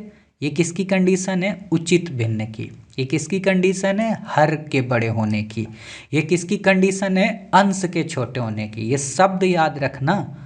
एग्जाम हॉल में मैंने पेपर में आपको दिखाया 2019 के प्रश्न पत्र में उचित भिन्न से कैसे प्रश्न पूछा है। और ये यूपीएससी है, बैक ईयर को ऐसे ही मॉडिफाई करके बच्चों के सामने रख देती है। मान लो क्वेश्चन आपको दे दे, ठीक है, लिख लो, क्वेश्चन लिख लो, है ना, एग्जाम हॉल में याद रहे। लिखो यहाँ पे मोस्ट इम्पॉर्टेंट, ठीक है, शब्दावली मतलब मोस्ट इम्पॉर्टेंट है। लिखो एक उचित भिन्न है, एक उचित भिन्न में सॉरी हाँ लिखो, एक उचित भिन्न है, एक उचित भिन्न है जिसका अंश x है जबकि हर x+1 है। ऐसे ही आता है ना प्रश्न। एक उचित भिन्न है जिसका अंश x है जबकि हर x+1 है, हर x+1 है, x बराबर 5 है, x बराबर 5 है, x बराबर p लिख लो, x बराबर p है। एक उचित भिन्न है जिसका अंश x है जबकि हर x+1 है, x बराबर p है। तब बताएं इस भिन्न का शेषफल क्या होगा। ये क्वेश्चन अपने बाजार के, अपने जो भी आपके आस पड़ोस के दोस्त हो ना, जो सीसेट को भौकाल बनाते हो, जो समझते हो उनको सीसेट बहुत आती है, फेंक देना उनके सामने। 3 दिन तक आपसे बात नहीं करेंगे। तब बताएं इस भिन्न का शेषफल क्या होगा। इसको यूपीएससी बोलते हैं। मैं क्यों कहता हूँ कि यूपीएससी में अगर मुझे एक बार मौका मिल जाए ना क्वेश्चन बनाने का, तो अभी जो पेपर आता है वो तो आता ही है, इससे भी हाई लेवल का बन जाए। कॉन्सेप्ट चाहिए ना। अब यहाँ क्या क्या पता हो, उचित भिन्न पता हो। उचित भिन्न अगर पता है तो आप अंश और हर को समझ जाओगे। x बराबर p दे दे, z दे दे, कुछ भी दे दे, हमें क्या मतलब, हमें तो आंसर निकालना आता है ना। तो हमने क्या देखा, x है अंश, हर क्या है x+1 है, ये दिया हुआ है। और इसमें क्या कह रहा है, x बराबर p, मतलब अगर हम ये कहें तो ये भिन्न क्या बन गई, p/p+1, ठीक। और हमसे पूछ रहा हर क्या होगा, तो हमें सोचना ही नहीं है। हर बराबर हर कह रहा हूँ, शेषफल हमसे पूछा तो लिख दो शेषफल बराबर p, ठीक है। और क्यों होगा, क्योंकि जो हर है वो बड़ा है। किससे बड़ा है, अंश से बड़ा है। और क्यों बड़ा है, उचित भिन्न है, ठीक है। तो बस ये बेसिक फंडा आपको पता होना चाहिए। Clear concept 2। अब आपके मन में होगा सर अंश बड़ा होगा उसका, तो उसका आगे पढ़ाऊँगा, ठीक है। अभी बस इतना, अंश बड़ा है तो बता तो दिया है कि हिसाब से भाग दे के निकालो उसमें, है ना। वैसे एक पावर वाला अंश वाला पढ़ाऊँगा आगे के कॉन्सेप्ट में, कॉन्सेप्ट नंबर 5 में, ठीक। तो ये 2 कॉन्सेप्ट हो गए आपके। चलिए अब डालो अगला कॉन्सेप्ट, और काफ़ी इम्पोर्टेंट, काफ़ी समझने वाला कॉन्सेप्ट 3। लिखो शेषफल कभी भी ऋणात्मक नहीं हो सकता। शेषफल कभी भी ऋणात्मक नहीं हो सकता। शेषफल कभी भी ऋणात्मक नहीं हो सकता। ऋणात्मक का मतलब कभी भी माइनस में शेषफल नहीं आएगा। मैंने अभी पहली क्लास में क्या बताया कि 2 का भाग जब 13 में दोगे तो यहाँ 12 आएगा, ये माइनस होगा, लेकिन यहाँ प्लस में आएगा। बड़े में हमेशा छोटे को घटाना है, ये ध्यान रखना, ठीक। लेकिन यहाँ एक थोड़ा सा इंटरेस्टिंग चीज़ें होंगी, ठीक। शेषफल कभी भी ऋणात्मक नहीं हो सकता, ये आप लिखो। लिख लिया आपने। चलिए कॉन्सेप्ट समझा दूं क्या, कि पहले एक क्वेश्चन करा दूं फिर समझाऊं, एक क्वेश्चन करा दूं फिर समझाता हूं, है ना। शेषफल कभी भी ऋणात्मक नहीं हो सकता। लिखो क्वेश्चन, मान लो अगर प्रश्न आपको दिया जाए -50/11, तब शेषफल आपको निकालने को बोला जाए कि इसका शेषफल बताएं। अब कुछ बच्चे ये ना कह देना कि सर ये -50/11 ना ये इमेजनरी नंबर है। इमेजनरी नंबर अंडर रूट में होता है, ठीक है, तो ये इमेजनरी नंबर नहीं है। तब शेषफल बताएं क्या होगा। ठीक, आपको ऑप्शन में दे रहा हूँ, -6, +6, +5, -5। ठीक है, पहले आप खुद ट्राई करो कि -50 में 11 का भाग देना कितना आएगा आंसर। ठीक, उम्मीद है आप लोगों ने ट्राई किया होगा, अधिकांश का आंसर सही आया होगा। ठीक है, तो हम आपको करके दिखाते हैं, फिर आपको कॉन्सेप्ट बताते हैं। आपने क्या किया होगा, 11 में आपने 11 का भाग दिया होगा आपने, किस में, -50 में भाग दिया होगा। कितनी बार जाएगा ये, 4 बार जाएगा। 11 चौको 44। अब 11 चौको 44 गया, ऊपर माइनस है, ठीक है, नीचे प्लस है। तो जिसमें मैंने एक बहुत पहले कॉन्सेप्ट पढ़ाया था इसी क्लास में कि अगर माइनस ज़्यादा है, वो तो गुणा वाला बताया था कि माइनस गुणे माइनस होगा तो प्लस होगा। एक कॉन्सेप्ट और उसी में होता है कि अगर माइनस या प्लस में जिसकी संख्या ज़्यादा है, जो नंबर बड़ा है, अगर प्लस का बड़ा है तो जो सिंबल है प्लस आएगा, माइनस का बड़ा है तो माइनस का सिंबल आएगा। ठीक, तो ये जो है माइनस के 50 में अगर हम 44 घटाएंगे तो हमारा क्या आएगा आंसर, -6 आएगा। अब बच्चे कह देंगे कि सर ये -6 जो है ना ये शेषफल है। ठीक, -6 शेषफल है और कहेंगे सर इसका आंसर ए आ जाएगा। क्लियर, जबकि ये आंसर इसका नहीं है। क्यों नहीं है, मैं 2 रीजन बताता हूँ। पहला रीजन, मैंने आपको एक फॉर्मूला क्या दिया था कि अगर हमें अपना सवाल चेक करना है तो हम क्या करेंगे, भाज्य जो भी है, जो भी जिसमें हमें भाग देना होता है उसका गुणा उसके बराबर कर देंगे भाजक और भागफल को, और प्लस में शेषफल को। ठीक है, अब आप बताओ भाजक कितना है हमारा, भाजक है हमारा 11, भागफल कितना है 4, और ये कितना है 6। तो 11 चौको 44 और -6, तो अब यहाँ पे आपका आंसर कितना आ गया, 38। तो क्या भाज्य जो है वो 38 है, नहीं है सर, वो तो -50 है। तो यानी कि ये शेषफल क्या हुआ, गलत हुआ। तो शेषफल गलत है तो सही क्या होगा, शेषफल जो सही होगा वो ये है कि जिससे हमने भाग दिया था और जो अभी हमें शेषफल प्राप्त हुआ, हमें अगर वास्तविक शेषफल निकालना है तो उनको आपस में घटा दो। मतलब 11 - 6 कर दो, तब हमारे पास जो शेष आया 5 का शेषफल +5, ये सही आंसर। मतलब शेषफल कभी ऋणात्मक नहीं होगा। आप कहोगे सर क्या ये आने से हमारा आंसर चेक हो जाएगा या हमारा आंसर सही हो जाएगा, तो आप कहोगे सर इसमें आप रखो 11 × 4 और +5, तो सर ये तो 49 ही आ रहा। तो मैंने आपको पहली ही अभी ये क्लास शुरू होने से पहले क्या बोला था कि एक ऐसा कॉन्सेप्ट आएगा जहाँ पे ये नियम लागू नहीं होगा। जहाँ कौन सा नियम लागू होगा, शेषफल की परिभाषा वाला। मैंने उसमें क्या आपको बोला था शेषफल की परिभाषा में, कि शेषफल उसको कहते हैं जो घटाएं अगर हम भाज्य में, जिसमें भाग दिया जा रहा है, ठीक है, उसमें अगर हम उसको घटा दें तो हमें जो संख्या मिलेगी वो उससे छोटी भी मिलेगी, और दूसरी कंडीशन क्या बताई थी, जिससे हम भाग दे रहे हैं उससे वो पूर्णतः भाजित भी होगी, ये बोला था। अब एक बात बताओ, जो हमारे पास भाज्य है वो कितना है, -50 है। जो हमारे पास भाज्य है वो कितना है, वो हमारे पास -50 है। ठीक, अब -50 में हमारे पास जो शेषफल निकला वो कितना निकला, प्लस का भी बताया 5, लास्ट में +5 निकला। हमें क्या करना है, इसमें घटाना है इसको। तो -50 में -5 को घटाओ तो माइनस माइनस से क्या हो जाएंगे, जुड़ेंगे। ठीक है, लेकिन प्रतीक क्या रहेगा, माइनस का ही रहेगा। तो माइनस का 55 हो गया। अब बताओ यहाँ पहली चीज़, माइनस का जो 55 है तो उसमें माइनस हटा दो, क्या 55 11 से पूरा का पूरा विभाजित है, तो हाँ है सर। दूसरी चीज़, क्या 55 50 से छोटा है, तो आप कहोगे हाँ सर 55 छोटा है, 50 बड़ा है। कुछ बच्चों को ये नहीं आया होगा समझ में कि छोटा कैसे। नंबर सिस्टम में ये एक रेखा होती है, मैंने बताया था, ये 0 होता है, ये -1 होता है, ये -2 होता है, ये -3, ये -4, ये -5। इसमें क्या होता है कि इधर से आप जब इधर जाओगे, लेफ्ट से राइट जाओगे, तो आपको बड़ी संख्या मिलेंगी।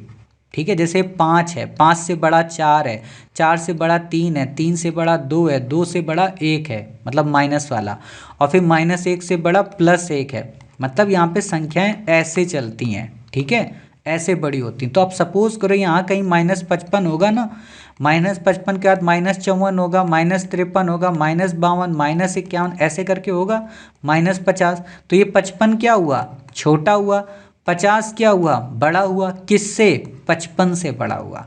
तो दोनों कंडीशन फुलफिल हुई।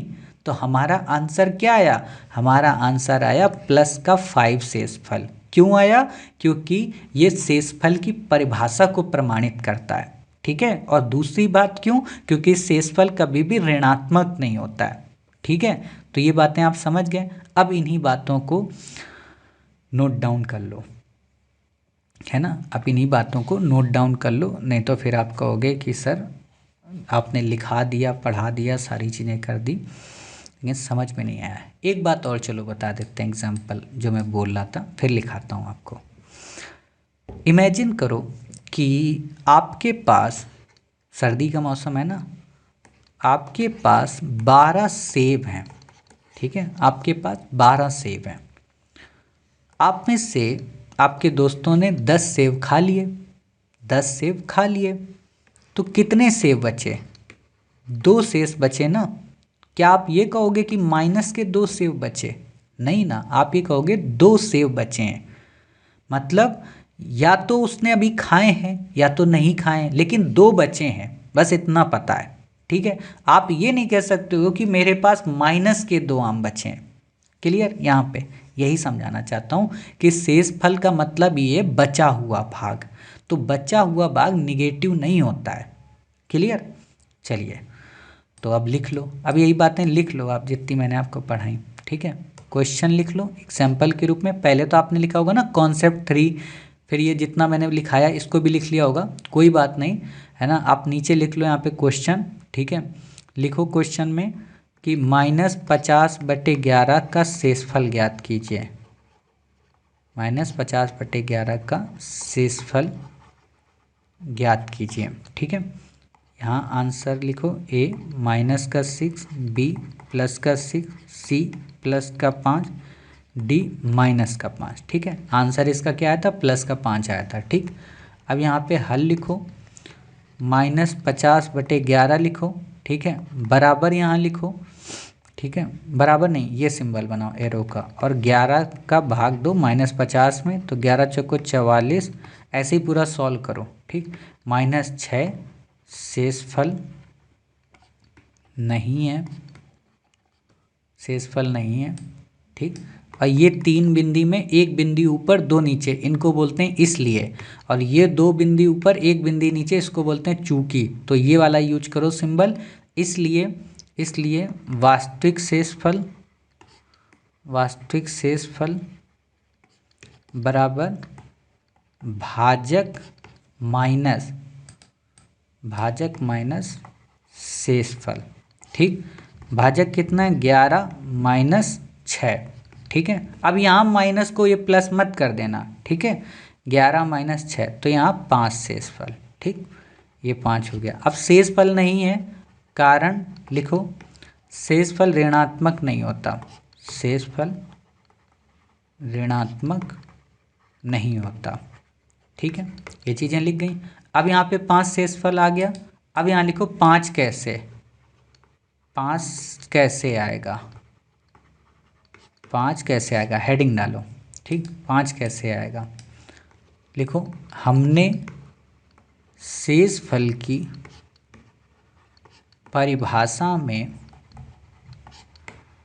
पढ़ा था कि शेषफल वह बचा हुआ या अतिरिक्त भाग होता है, अतिरिक्त संख्या का भाग होता है जो उस संख्या में घटा देने के बाद जो उस संख्या में, ब्रैकेट में लिख लो भाज्य, है ना, भाज्य में घटा देने के बाद भाजक से न केवल पूरा का पूरा विभाजित हो जाता है बल्कि भाज्य से छोटा भी होता है,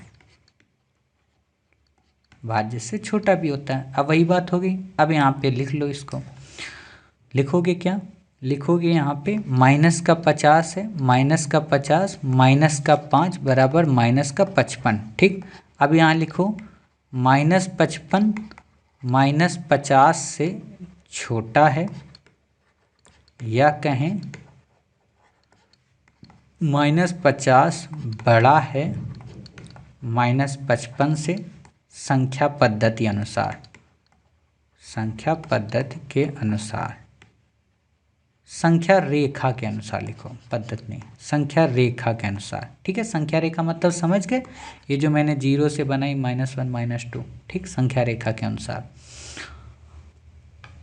अब यहाँ पे ये भी लिख सकते हो, संख्या रेखा तो लिख लिया, मान लो भूल गए, है ना, कई महीने बाद रिवाइज किया, तो ब्रैकेट में डाल लो संख्या रेखा में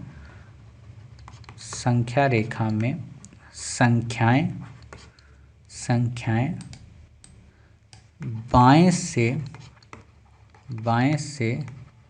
दाएं जाने पर बढ़ती हैं या बड़ी होती जाती हैं।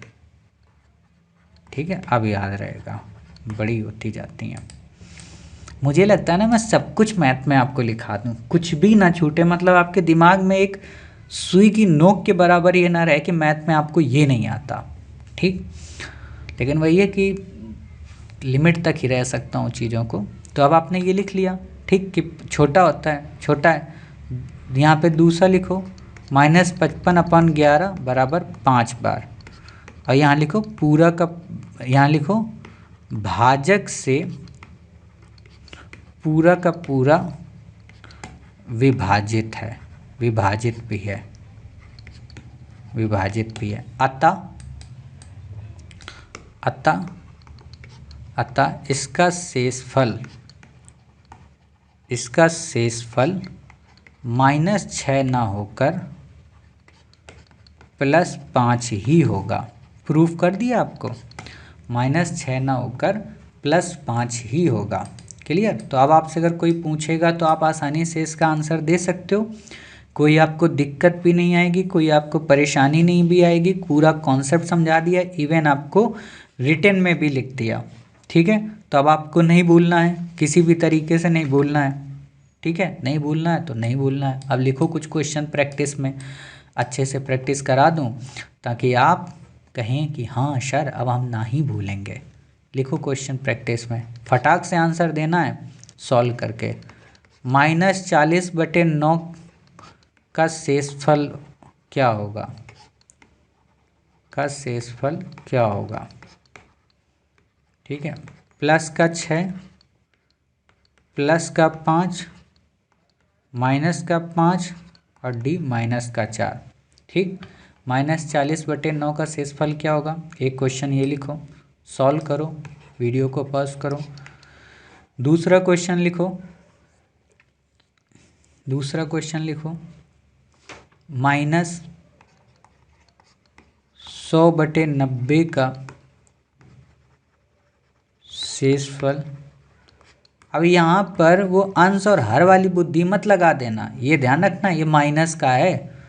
ठीक है, तो यहाँ अंश और हर वाली बुद्धि वो नियम का दूसरा कॉन्सेप्ट मत लगा देना, वो केवल और केवल प्लस में ही काम आता है। एक काम करो, लिख लो वहाँ पे वो बात। ठीक है, पहले यहाँ पे लिख लो कि इसका -100/90 का शेषफल क्या होगा। ए ऑप्शन डालो, ए ऑप्शन में +80 -80 -10 + 10, ठीक है। हाँ, वहाँ पे जो मैंने अभी आपको ये बात बताई ना, कॉन्सेप्ट नंबर 2 में लिखो। कॉन्सेप्ट नंबर 2 कहाँ है? जो बात अभी बताई, शेषफल कभी ऋणात्मक नहीं होता। हाँ, एक उचित भिन्न। हाँ, यहाँ पे आप लिखो इस उचित भिन्न वाले, पीछे पलटो कॉपी और वहाँ पे लिखो अंश का मान या हर का मान, ठीक। अब यहाँ पे इस जगह पे लिख लो, ये जो उचित भिन्न लिखा कॉन्सेप्ट 3 के पहले, ठीक है। कॉन्सेप्ट 3 के पहले यहाँ पे डालो नोट, ठीक है। यहाँ पे कॉन्सेप्ट 3 के पहले नोट डालो और इसमें लिखो, इस नोट में ये शर्त ऋणात्मक शेषफल वाले, देखो कॉन्सेप्ट 2 ऋणात्मक शेषफल वाले प्रश्नों में लागू नहीं होती, है ना। यह शर्त या कॉन्सेप्ट 2 ऋणात्मक शेषफल वाले प्रश्नों में लागू नहीं होती है, ठीक। ताकि भूल हो ना, मान लो आपने देख लिया और लगाया एग्ज़ाम हॉल में, बाद में मेरे से आके शिकायत किया, ठीक। तो ये आपको नहीं करना है, क्लियर। चलिए, अब ये 2 क्वेश्चन आपको दिए, -40/9 और -100/90। आपने -40/9 का आंसर निकाल लिया होगा अधिकांश बच्चों ने, ठीक है। क्या निकाला है आपने मुझे नहीं पता, लेकिन जो भी निकाला होगा सही निकाला होगा, ठीक। कैसे निकाला होगा आपने? कुछ नहीं, वही पुरानी बातें। सबसे पहले 9 का भाग दिया होगा 40 में, 9 पना 35 होता है, 9 पना 45 होता है, ठीक है। तो 9 चौको 36, 4 बार गया तो 9 चौको 36 किया, -4 यहाँ पे शेषफल आया। आपने कहा ये ओरिजिनल नहीं है, ओरिजिनल क्या होगा? 9 - 4 होगा, तो ये कितना बचा? 5 शेषफल, ठीक है। तो प्लस का 5 आया, हमने कहा सर इसका आंसर बी। प्लस का 5 अगर हमें चेक करना है तो हम कैसे चेक करेंगे? -40 में -5 को हमने घटाया तो हमारा आंसर कितना आया? -45। -45 -40 से क्या है? छोटा है, ठीक है। सॉरी उल्टा बन गया, मतलब -40 बड़ा है, -45 छोटा है। दूसरी बात, -45 में 9 का पूरा भाग जा रहा है और ये विभाजित भी है, तो ये चेक हो गया कि +5 आंसर आएगा इसका। फिर ये जो क्वेश्चन है -100/90, इसमें आपने जब भाग दिया होगा -100/90 में, तो एक बार गया यहाँ 90 आया, तो यहाँ पे आपका कितना आया? -10 आपका आया, ठीक। अब माइनस का जब 10 आया तो आपने क्या देखा कि ये वास्तविक नहीं है, क्यों? ऋणात्मक है। 90 में हमने -10 को घटाया, 80 आया, 80 प्लस का है, ये हमारा सही है। चेक करना है तो क्या करेंगे? -100 में -80 करेंगे तो -180 मिलेगा। 180 100 से क्या है? छोटा है, ठीक है। और 180 क्या है? 90 से डिविजिबल है या भागित है, ठीक है। तो ये आपने कर लिया इस तरीके से। चलिए, लिख लिया करो ये सिद्धम वाला, तो आप फिर कभी भूलोगे नहीं क्वेश्चन में, ठीक। अगला क्वेश्चन करो। अगला क्वेश्चन है -400/50 में शेषफल क्या होगा? शेषफल ज्ञात करो, ठीक है। इसमें शेषफल आप ज्ञात करो, बताओ क्या होगा शेषफल आपका? A 0, B 50, C -50, D कोई नहीं, ठीक। इसको ज्ञात करो।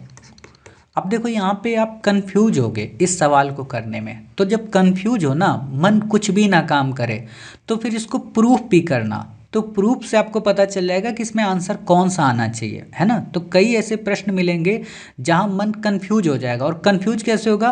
प्रीवियस कॉन्सेप्ट से, जो आपने प्रीवियस पढ़ रखे हैं, विभाजन का नियम, संख्या पद्धति, है ना। इसीलिए टॉपिक ये जटिल हो जाता है, क्योंकि इसमें क्या होता है, प्रीवियस के जो कॉन्सेप्ट होते हैं वो टकराने लगते हैं। जैसे मैं अभी आपको इकाई अंक का रिवीजन करा रहा था, तो मैंने नंबर ऑफ जीरो का उसमें रिवीजन करा दिया था, या नंबर ऑफ जीरो वाले में इकाई अंक डाल दिया, तो वो मुझे नहीं करना चाहिए था, बाद में उन्होंने उसको करेक्शन किया। वैसे ही आपको, तो इस प्रश्न को आपने सॉल्व किया, थोड़ा सा आप परेशान भी हुए होंगे, ठीक है। तो क्या करते हैं, इस क्वेश्चन को सॉल्व करके देखते हैं कि कहाँ आप फंसे होंगे। तो आपने क्या किया होगा, -50 का 400 भाग दिया होगा। आपने देखा कि सर 50 का भाग तो पूरा पूरा जा रहा है, 5 अट्ठे 40, मतलब 400 पूरा का पूरा डिवाइड हो गया। शेषफल कितना बचा, 0। ठीक है, कुछ ने -0 लगा दिया होगा कि -0 होता है, तो -0 होता ही नहीं है। ठीक है, -0 होता ही नहीं है। तो यहाँ पे क्या होगा, यहाँ पे हम 50 में 0 को घटाएंगे। 0 को हम घटा सकते हैं, लेकिन 0 के सिंबल माइनस नहीं होता। ठीक, तो 0 को घटाएंगे क्योंकि कंडीशन कहती है। अब जब 0 को हमने घटाया तो शेषफल क्या आया, 50 आया शेषफल। ठीक, अब आपके मन में आया होगा सर 50 शेषफल आने से क्या आंसर आ जाएगा, तो हाँ, तो 400 में हम क्या करेंगे, प्रूफ करेंगे, माइनस को 50 देंगे। ठीक है, माइनस को 50 को यहाँ पे क्या होगा, माइनस का 450, 450 माइनस का क्या है, छोटा है ना, किससे, 400 से, तो ये 400 बड़ा हो गया। दूसरी बात, 450 क्या 50 से पूरा पूरा डिवाइड है, हाँ पूरा का पूरा डिवाइड हो रहा है, तो यहाँ पे हमारा शेषफल क्या आएगा, 50 आएगा, ना कि 0 आएगा। तो आप यहाँ पर लिख भी सकते हो कि शेषफल के ऋणात्मक चिन्ह वाले प्रश्नों में अगर संख्या पूरी पूरी विभाजित हो जाती है तब भी हम लिख लो, मुझे ही तो लिखवाना है ना, लिखो यहाँ पे नोट, शेषफल के ऋणात्मक प्रतीकों वाले प्रश्नों में यदि भाज्य पहली बार में पूरा का पूरा विभाजित हो जाता है एवं शेषफल 0 प्राप्त होता है, तब भी हम उस प्राप्त 0 शेषफल को वास्तविक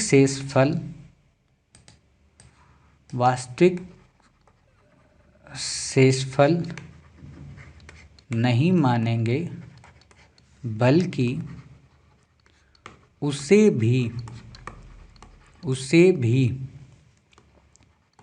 भाजक में घटाकर वास्तविक शेषफल की प्राप्ति करेंगे। अर्थात ऐसे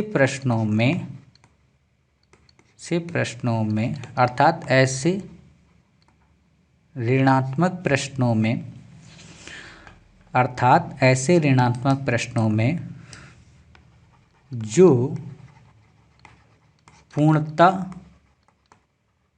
भाजक से विभाजित हो जाते हैं, अर्थात ऐसे ऋणात्मक प्रश्नों में जो पूर्णतः भाजक से विभाजित हो जाते हैं, उनमें वास्तविक शेषफल स्वयं वह भाजक ही कहलाता है। समझ गए?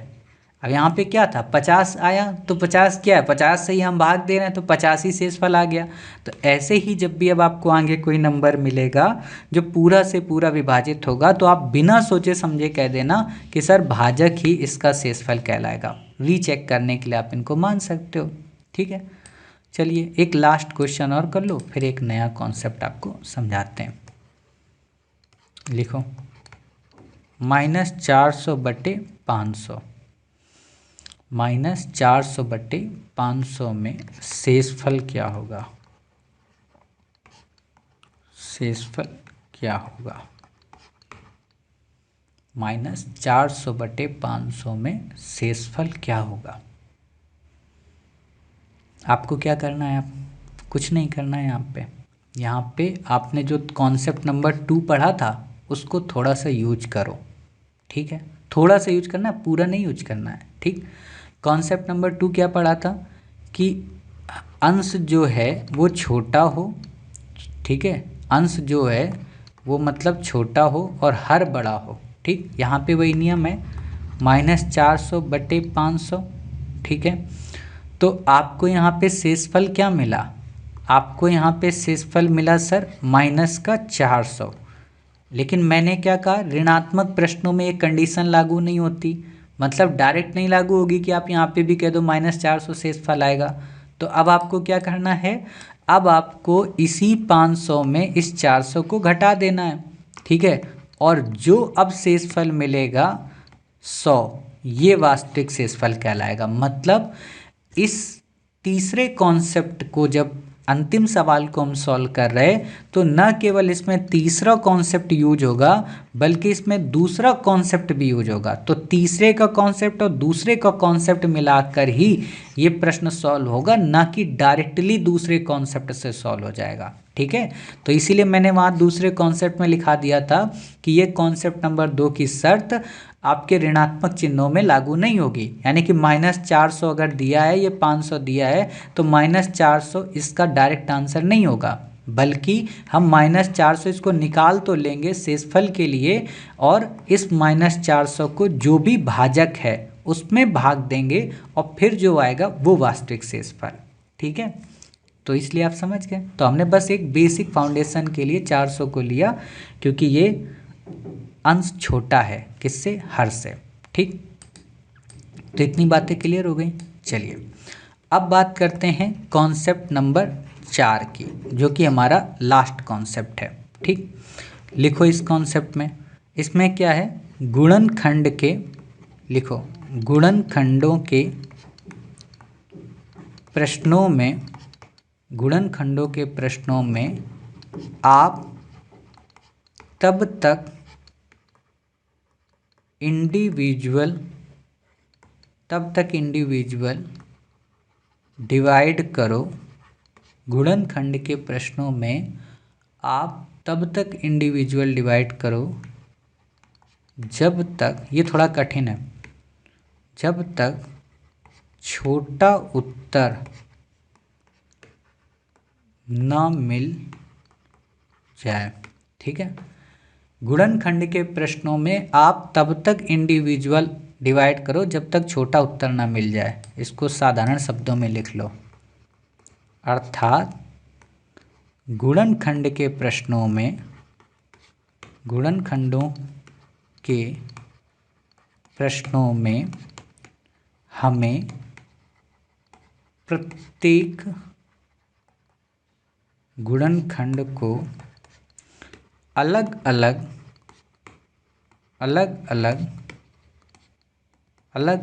हल कर शेषफल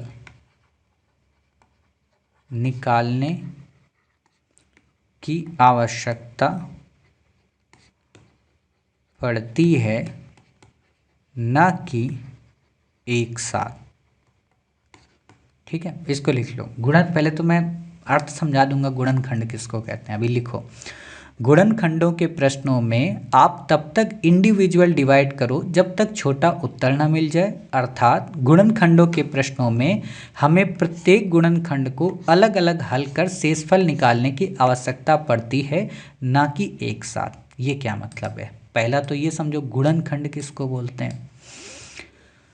आपने पढ़ा था क्या कि हम कोई भी संख्या हो, जैसे मान लो 1 गुणे 2 गुणे 3 गुणे 4 गुणे 5 गुणे 6, ऐसे करके जो भी संख्या लिखी होती है उसको गुणनखंड बोलते हैं। ठीक है, गुणे में लिखी हो और खंड हो, खंड का मतलब कई पार्ट हो, गुणन का मतलब गुणा, खंड का मतलब पार्ट। तो इसमें कई पार्ट है ना, 1 का गुणा हो रहा 2 में, फिर 2 का 3 में, 3 का 4 में, 5 का 6 में, और 6 का आगे 7 में होगा। ठीक, और इसमें आपसे कह दे कि नीचे 11 का भाग देना है आपको। ठीक है, तो आप क्या करोगे यहाँ पे, अमूमन आप क्या, कोई भी है, नॉर्मल तरीके से आप इसको सरलीकृत कर दोगे। सरलीकृत मतलब 6 पंचे 30 चौको 120 और त्रिका 360 दूना 720 और अपॉन 11 और अब निकालोगे। तो ये नहीं करना है, ये विधि गलत है क्योंकि ये सरलीकरण हो गया ना, ये गलत है। आप इस पे क्या करोगे, अलग अलग निकालोगे। अब जैसे ये गुणा है तो हम गुणे में क्या करेंगे, 1/11 कर देंगे, ठीक है। यहाँ पे हम क्या करेंगे, अलग अलग करेंगे कि हम सबसे पहले निकाल लेंगे 1/11 का शेषफल क्या आया, ठीक। 2/11 का शेषफल क्या आया, 3/11 का शेषफल क्या आया, 4/11 का क्या आया, 5/11 का क्या आया और 6/11 का। इन सबका शेषफल जब हमने निकाला, ठीक है, फिर हम आपस में इनको गुणा करेंगे, ठीक है। और जब जो संख्या आएगी तब हम उसको वो कर लेंगे। आप में से कई बच्चों के मन में आया होगा, सर अजीब बात करते हो, 1/11 में जब भाग देंगे तो 1 ही तो शेष आएगा, 2/11 में भाग देंगे तो 2 ही आएगा, कॉन्सेप्ट 2 कहता है, 3 आएगा, तो फिर ये 720 तो आएगा। मैं ये नहीं कह रहा हूँ नहीं आएगा 720, लेकिन ये क्यों आ गया, क्योंकि ये संख्या छोटी है। अभी सपोज करो, मान लो आपने कर भी लिया, छोटी संख्या है, ठीक है, मैंने दे दिया अगर 71, 72 और 73 और बटे 11, अब करके दिखाओ, अब करो ना, अब नहीं होगा ना। तो इसके लिए है, इतनी बड़ी संख्याओं के लिए, वो एग्जाम्पल मैंने दिया आपको, ठीक। अब 71 को आपको निकालना है तो गुणा मत करो, 71 में 11 का भाग दो, 72 में 11 का भाग दो, 73 में 11 का भाग दो। अब इसमें आप जो भाग दोगे तो जो शेष फल आया, मान लो 11 छक्का 66, 11 सत्तर 77, सब में 6 बार जाएगा, तो 66 आपने यहाँ पे किया तो क्या आया, 66 5 71, 66 और 6 72 और 66 और 7 73, तो हमारा क्या आया, 5 शेष आया, 6 शेष आया, 7। इनको गुणे में कर दो क्योंकि हमें शेषफल ही तो निकालना है, और फिर 11 से भाग दो। अब करो, 7 छंग 42 और पंचे कितना हुआ आपका, या 6 पंचे 30 आप करो इंटू 7/11। तो यहाँ पे फिर से कर सकते हो कि 30 है, 11 है, तो 11 दूनी 22, कितना हो गया, 8 आया शेष अपन 11, ठीक है।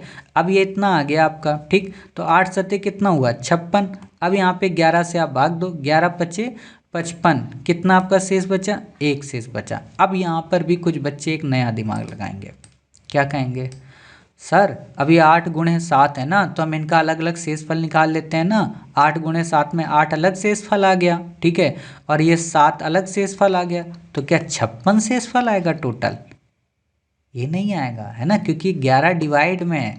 या कुछ के दिमाग में होगा, सर हमने तो इसका सरलीकरण किया, हमने सरलीकरण नहीं किया, हमने अलग अलग पहले शेषफल निकाले, फिर उसके बाद उसको गुणा किया, तो इसको सरलीकरण नहीं बोलते हैं, ये ध्यान रखना, ठीक है।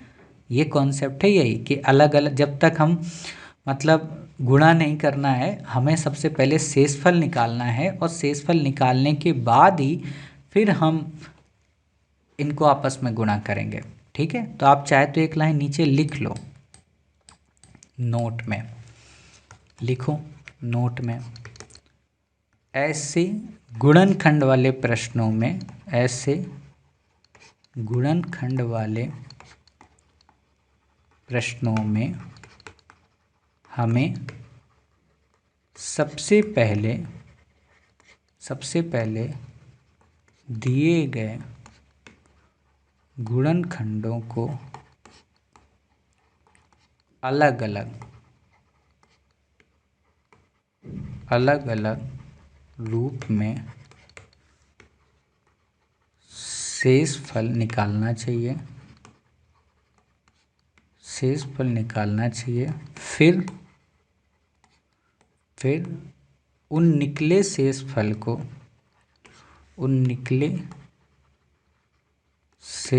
को गुणनखंड में रखकर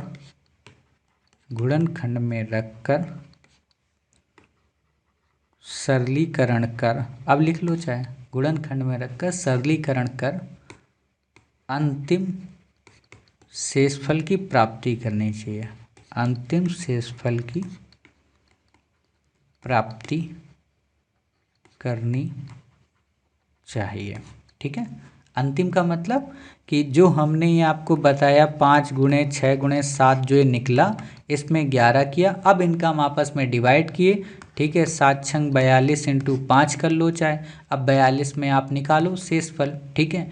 42 में आप शेषफल निकालोगे तो आपको कितना मिलेगा, 11 चौको 44 हो गया, तो 11 3 33 हो गया, ठीक है।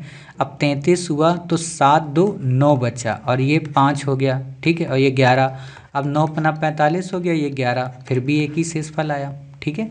तो ऐसे आपको निकाल के फिर सरलीकरण करना है। अब एक क्वेश्चन दे रहा हूँ, आप आराम से इसको निकालिए और निकाल कर अगर आप आंसर बता देते हो तो हम समझ जाएंगे हमने जो पढ़ाया आपको समझ में आया, और हमने जो नहीं पढ़ाया आपको नहीं समझ में आया। कानून इसमें मत लगाना, पुरानी कॉन्सेप्ट इकाई का अंक वाला मत लगा देना, दहाई का अंक वाला मत लगा देना, जीरो वाला, सॉरी दहाई का तो पढ़ाई नहीं, मतलब जीरो का कॉन्सेप्ट मत लगा देना कि सर जीरो है और सबको गुणा कर दिया तो जीरो आ गया, है ना। इसीलिए कह रहा हूँ शेषफल के क्वेश्चन में शेषफल की बुद्धि लगाना। 46 गुणे 47 गुणे 48 गुणे 49 गुणे 50 में शेषफल ज्ञात कीजिए, शेषफल ज्ञात कीजिए। Option A B C D. उम्मीद है आप इस प्रश्न को सॉल्व कर रहे होंगे। वीडियो को पॉज करिए और इस प्रश्न को सॉल्व करिए, ठीक है। लिखो 1 2 3 या कोई नहीं शेषफल, ठीक। तो किया होगा आप लोगों ने वीडियो को पॉज करके इसको सॉल्व, और आंसर भी निकाला होगा। क्या किया होगा आप में से अधिकांश बच्चों ने, मतलब अब तो यही करोगे ना। अब भी अगर कोई गुणा कर रहा है कि नहीं नहीं हम तो अपने ही उससे करेंगे, तो भैया क्लास ही मत देखो, छोड़ दो क्लास, ठीक है। तो आपने क्या किया, आपने ऐसे देखा, ठीक। 46 48 सॉरी 46 47 48 49 50 9। आपने यहाँ साइड में, यहाँ पे ऐसे ही रहने दो, ठीक है। यहाँ साइड में 46/9, 47/9, 48/9, 49/9 और 50/9। एक का आपको निकालना है, तो 9 पना 45 में एक शेष बचा, ठीक है। 9 पना 47 में मतलब 2 बचा, 9 पना 45, यहाँ पे 3 बचा, यहाँ पे 4 बचा और यहाँ पे 5, क्योंकि क्रम में है तो क्रम में ही शेषफल आएगा, ठीक है। आपने 1 गुणे 2 गुणे 3 गुणे 4 गुणे 5 किया और नीचे 9 कर दिया। अब जब नीचे 9 कर दिया तो आपस में गुणा किया, 5 को बीतते हैं 60 दूना 120 अपॉन 9 किया। अब आपने यहाँ पे भाग दिया, ठीक। भाग देने के बाद कितनी बार जाएगा, 120 में 9 का भाग दो, तो 9 एकम 9 सॉरी 9 एकम 9, 3 बचा, 9 त्रिका कितना हुआ आपका 27, और ये 3 आपका शेषफल बच गया। एक तो ये तरीका कुछ नहीं किया होगा। दूसरा तरीका इसी में क्या है कि आप पूरा गुणा ना करके आपने किया, और 3 दूना 6 और 5 चौको 20 अपॉन 9। कुछ ने 20 में फिर से 9 का भाग दिया, तो आपको क्या बचा, 2 शेषफल। तो 6 दूना 12 हो गया अपॉन 9। अब 12 में भाग दो आप, तो भी 3 शेष बचा, ठीक है। तो यहाँ सरलीकरण से आपका वही उत्तर आ जाएगा, बशर्ते आप उसको पहले सबको अलग अलग आंसर के रूप में निकालिए, ठीक है। तो इतनी बेसिक बातें हो गई। चलिए एक क्वेश्चन और करिए। इसका आंसर मतलब क्या हुआ आपका 3 आया है ना, माइनस तो मैंने दिया ही नहीं है, तो आप वहाँ सोचोगे भी नहीं। एक क्वेश्चन और करो, 1-2 क्वेश्चन और हैं बस। 78 79 80 81 अपॉन 11 में शेषफल ज्ञात करो।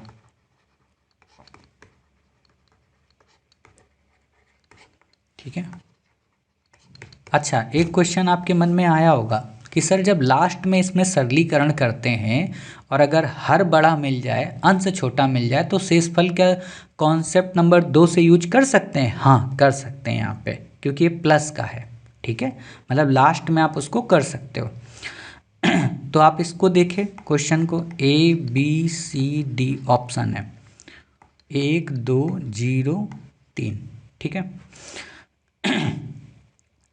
तो आपने सॉल्व किया होगा। सॉल्व करने के बाद आपका आंसर क्या निकला होगा, 78 79 80 81 अपॉन 11। तो 78 में आपने क्या किया होगा, 11 का भाग दिया, तो 11 सत्ते 77, 1 बचा। 79 में 2 बचा, 80 में 3 बचा, 81 में 4 बचा। तो 1 गुणा 2 गुणा 3 गुणा 4 हुआ, और ये 11। कुछ बच्चों को नहीं समझ में आया होगा कि कैसे ये बच गया, 1 2 3 4 कैसे हो गया। तो देखो 11 का भाग दो 78 में, 11 सत्ते 77, 1 शेष बचा। 11 का भाग दो 79 में, 11 सत्ते 77, 9 में 7 के 2 बचा। 11 का भाग दो 80 में, 11 सत्ते 77, 3 बचा। 11 का भाग दो 81 में 77, कितना बचा 81 में 4। तो 1 2 3 4 11 हो गया। चाते 12 दूना 24 अपॉन 11, 11 दूना कितना हुआ 22, बचे कितने हमारे पास 2 शेष। ठीक है, तो ऐसे आप निकाल सकते हो। क्लियर। चलो एक इंटरेस्टिंग क्वेश्चन है, इसको सॉल्व कर दो तो बस जान जाए, फिर जान जाए। आपको कहोगे सर 3 बार ये बातें बोल चुके हो, अभी तक जान ही नहीं पाए हो। जान गया हूँ भाई।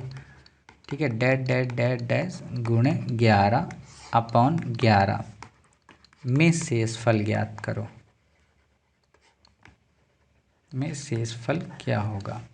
A 0, B 1, C 2, D कोई नहीं। ठीक, उम्मीद है आप में से कई बच्चों ने सॉल्व किया होगा। ठीक है, वीडियो को पॉज करो, सॉल्व करो।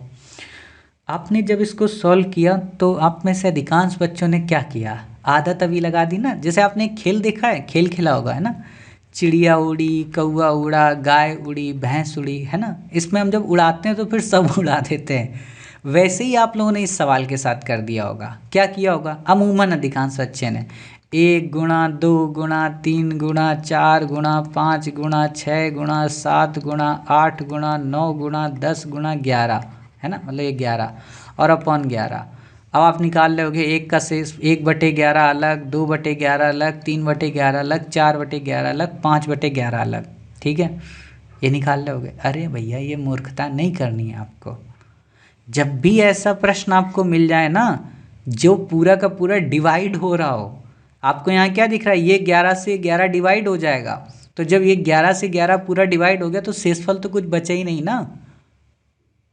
जब ये 11 का 11 डिवाइड हो गया, जब ये भिन्न ही नहीं बची, ये 1 हो गई यहाँ नीचे, तो जब ये भिन्न ही नहीं बची तो पूरा का पूरा डिवाइड, तो पूरा का पूरा डिवाइड तो शेषफल क्या आ जाएगा? 0 आ जाएगा यहाँ पे। अब कुछ यहाँ वो वाला भी नियम ना लगाना तीसरा कि सर 0 डिवाइड आएगा तो उसको फिर उसमें भाजक में घटा देंगे, वो माइनस में होता है, प्लस में नहीं होता है। इसीलिए मैं कह रहा हूँ कन्फ्यूज नहीं होना है। तो क्या ये नियम कहता है? ये नियम ये कहता है, मतलब इसी चौथे में सब एक नियम है कि अगर कोई संख्या गुणनखंड की पूर्णतः विभाजित हो रही है उस पहाड़े से, तो हम उसको विभाजित कर देंगे और शेषफल को 0 मानेंगे। ठीक है, तो शेषफल यहाँ क्या हुआ? 0। लिख लो यहाँ पे नियम, लिख लो। ध्यान देने वाली बात है, ध्यान देने वाली। कुछ बच्चे कह रहे होंगे सर कहाँ सरलीकरण करना है, कहाँ नहीं करना है, जहाँ नहीं करना है वहाँ करा दे रहे हो, जहाँ करना है वहाँ कराते नहीं हो। मतलब क्या है? मतलब यही कि सरलीकरण वहाँ करना जहाँ पूरा पूरा कट जाए। ठीक, अब समझे? ध्यान देने वाली बात है कि ध्यान देने वाली बात है कि हमें ध्यान देने वाली बात है कि हमें शेषफल के प्रश्नों में सरलीकरण की अनुमति नहीं होती,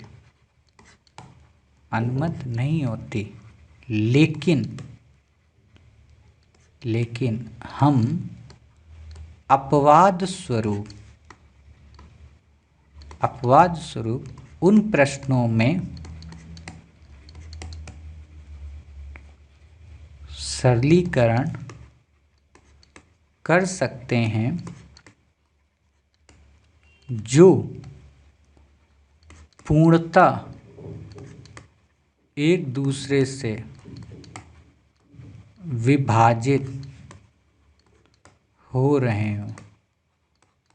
ठीक है, अर्थात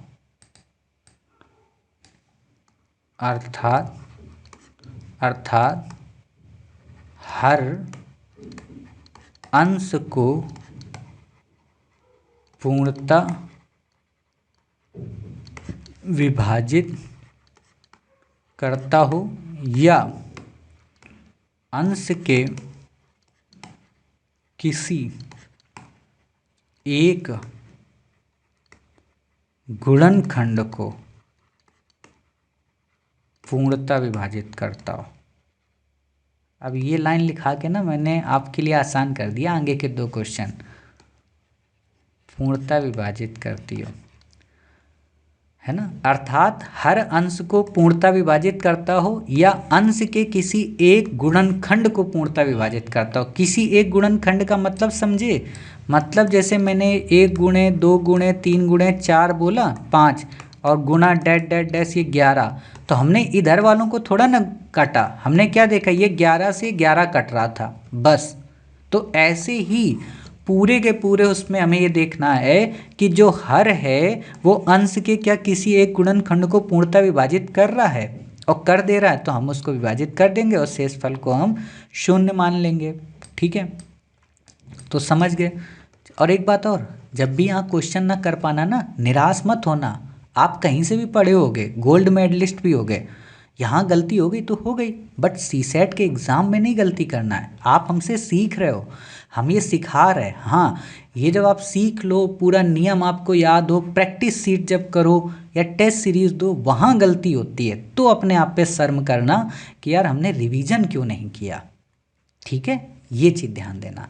चलिए अब लिखो क्वेश्चन, करो ये क्वेश्चन आप। 81, 94, 31, 534 अपॉन 13 में शेषफल क्या होगा, में शेषफल क्या होगा। करो हल। ठीक, हल करो। अब कुछ बच्चे पहले से ही लग जाएंगे, क्या करेंगे, पहले से चेक करेंगे 13 का भाग किस में जा रहा है, क्या 13 का भाग 534 में जा रहा है। कुछ बच्चे पहले ही यही करेंगे अब, है ना, तो ध्यान से करना। ठीक है, ध्यान से करना। और कुछ तो तुक्का ही मार देंगे कि सर ऑप्शन इसका डी आएगा आंसर, तो ये नहीं करना है। ठीक है, तो वीडियो को आपने पॉज किया, उम्मीद है आपने इसमें कौन सा नियम लगाया, चौथा नियम लगाया, अलग अलग किया। ठीक है, तो आपने 81 में पहले 13 का भाग दिया तो आपको 3 शेषफल मिला। कैसे, 13 × 39, 13 × 4 = 52, 13 × 5 = 65 और 3 × 78 और 78 और 3 = 81। फिर आपने 4 में भाग दिया, 13 × 7 = 91, यहाँ पे भी 3 भाग बचेगा शेषफल। फिर आपने 31 में भाग दिया, 13 दूनी 26, यहाँ पे कितना 5 शेषफल बचा। अब ये 534 है, तो मैं होता तो मैं ऐसे ही भाग देता कि 13 × 39, 13 × 4 = 52, 1 बचा, 13 एकम 13 मतलब 1 शेष बचा। आप क्या करो, आप 13 का भाग ऐसे दो 534 में कि 13 × 39, 13 × 4 = 52, यहाँ 1 शेष बचा, ये 14 हो गया, 13 एकम 13 1 शेष, तो 534 में 1 बच रहा। मतलब टोटल अगर मैं कहूँ कि गुणनखंड क्या हो रहा, 3 शेष 3 शेष 5 शेष 1 अपॉन 13। अब आप इसको गुणा करो, 5 × 3 = 15, 45 अपॉन 13 और 13 × 3 = 39 मतलब 6 शेषफल, तो ए इसका सही। ठीक है, इतनी बातें समझ में आ गई, ए इसका सही हो गया। चलिए, एक क्वेश्चन यूपीएससी ने 2022 के प्रश्न पत्र में पूछा था, इसको करके दिखाओ। ठीक है, 91, 92, 93, 94, 95, 96, 97 अपॉन 1261 में शेषफल क्या होगा, शेषफल क्या होगा। ठीक है, अगर आपके अंदर क्षमता है, अगर आपके अंदर क्षमता है गुणनखंड के प्रश्नों को सरलीकरण करने की, तो कर लीजिए। ठीक है, तो अब आपके अंदर क्षमता होगी तो आप क्या करोगे, आप 91, 92, 93, 94, 95, 96, 97, क्योंकि 1261 का आपको पढ़ा नहीं आता है। ठीक है, तो ऐसी जगह पे आप सरलीकरण करना। ठीक है, जिस चीज़ का पहाड़ा ना आता हो, मतलब 20 के ऊपर का अगर आपको पहाड़ा नहीं आता, 265 दे दे, 3 डिजिट में नंबर दे दे, 96 दे दे, तो वहाँ पे फिर आप सरलीकरण कर लेना। ठीक, तो मैंने पहले ही बोला था सरलीकरण जैसे करोगे फिर उतना आपको करना पड़ेगा, तो वैसे ही यहाँ पे भी है। अब आपने क्या देखा, 1261। उम्मीद है आपने इसको सॉल्व किया होगा, आप में से अधिकांश बच्चों ने। चलो मैं आंसर बता देता हूँ, 1, 2 है ना, 3 और इनमें से कोई नहीं। ठीक, किया होगा आप में से अधिकांश का आंसर निकल भी आया होगा। क्या किया होगा आपने, आपने देखा होगा क्वेश्चन और अनुमान कर रहे होगे कि ये किससे डिवाइड होता है। ठीक है, थोड़ा सा अगर कॉमन सेंस होगा तो आप निकालोगे कि किस पहाड़े से होता है। धीरे धीरे डिवाइड करेंगे, कुछ बच्चे इसको 13 से का डिवाइड करें, है ना। कुछ बच्चे इसको 15 से डिवाइड करें, कुछ 16 से करें, कुछ 17 से करें, है ना। बहुत देर हो जाएगी। तो जब भी आप डिवाइड करो इतने बड़े प्रश्नों में, तो इन बड़ी संख्याओं को टच करना। जैसे कोशिश करो पहले 91 से भाग देकर देखो जाता है कि नहीं। तो एक बार इधर से भाग देना, एक बार इधर से देना, ठीक। अगर दोनों में से किसी से पूरा पूरा जाता है तो समझो फिर ये पूरा पूरा डिवाइड होगा। तो आप में से जिस बच्चे ने पहले 91 से भाग दिया होगा, 1261 में 91 का भाग दो, तो ये एक बार गया, यहाँ 91 आया, यहाँ 5 बचा, है ना। 6 में 1 गया, 5 बचा। अब 12 में 9 गए, 3 बचे। अब यहाँ पे हमने 1 कॉमन ले लिया। अब हमें चेक करना है 91 का पहाड़ा 351 से ज़्यादा ना जाए। तो अगर हम 4 बार पढ़ेंगे तो 360 होता है, तो 4 बार तो नहीं पढ़ना है, मतलब 3 बार पढ़ना है। तो 3 हमने किया और 9 त्रिक 27 किया। अब यहाँ पे कितना बच रहा है, 11 में 3 गए 8, 4 में 7 गए, कितना, सॉरी 4 में 7 थोड़ा ना जाएंगे, 14 में 7 गए, 7 बचा, ठीक। 78 हमारे पास बच रहा है। तो ये 78 शेषफल आया, तो ये तो नहीं होगा, ठीक। हम क्या करेंगे, 97 का भाग देंगे। ये प्रोसेस होता है बड़ी संख्याओं में कि पहले एक इधर से दो फिर इधर से दो, और ऐसे करके देते जाओगे तो आप जल्दी से आंसर के पास पहुंचोगे, ठीक। 97 का भाग दो, 97 कम 97, 16 में 7 गए, कितना बचा आपका 9, ठीक है। 16 में 7 गए 9, 11 में 9 गए, कितना बचा 2, और यहाँ पे 1। अब इसका भाग दो तो 9 त्रिक 27, 9 त्रिक 27 होता है, यानी कि 270, और 9 चौक को 36, यानी कि 300 लाइन क्रॉस हो जाएगी। तो हमने 3 बार भाग दे के देखा, 7 त्रिक 21, 97 गुणा 3 करो, और 9 त्रिक 27 और 2 29, यानी कि ये तो पूरा पूरा कट गया। मतलब 97 के पहाड़े से 1261 पूरा कट रहा है। तो शेषफल हमारा इनमें से कोई नहीं, मतलब 0 शेषफल आएगा। तो इस प्रश्न को ऐसे आपको सॉल्व करने की आवश्यकता थी, ठीक है। यानी कि शेषफल कब आता है, शेषफल तब आता है जब संख्या डिवाइड ना हो, और संख्या जब डिवाइड हो जाएगी, सॉरी हाँ, शेषफल तब आता है जब संख्या डिवाइड ना हो, और जब संख्या डिवाइड हो जाएगी तो शेषफल नहीं आता, यानी कि शेषफल शून्य आता है। तो लिख लो यहाँ पे नोट, गुणनखंड के प्रश्नों में, गुणनखंडों के प्रश्नों में सरलीकरण के बाद शेषफल तभी शून्य आएगा जब वह पूरी तरह से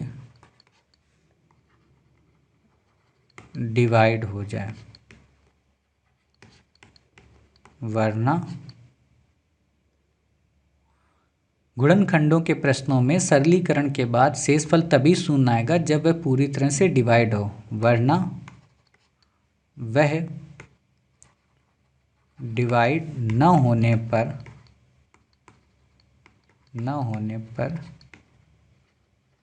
कुछ भी शेषफल दिखा सकता है। ये लाइन दूसरी वाली तो ऐसे बेकार में लिखा दी मैंने, बस ऊपर वाला ही ठीक है कि गुणनखंडों के प्रश्नों में सरलीकरण के बाद शेषफल तभी शून्य आएगा या नहीं आएगा शेषफल जब वह पूरी तरह से डिवाइड हो जाए, ठीक है। वरना वह डिवाइड ना होने पर कुछ भी शेषफल दिखा देगा। अब डिवाइड नहीं होगा तो 0 1 2 कुछ भी, इवन वो संख्या तक आ जाएगी। ये आपने किया ही है, ठीक है। तो इसको आप कर लेंगे। चलिए एक क्वेश्चन और देख लो आप, लास्ट क्वेश्चन है 12 गुणे 13 गुणे 14 गुणे 15 9 का शेषफल होगा। 9 में शेषफल क्या होगा, A 0 B 1 C 5 D 6, ठीक।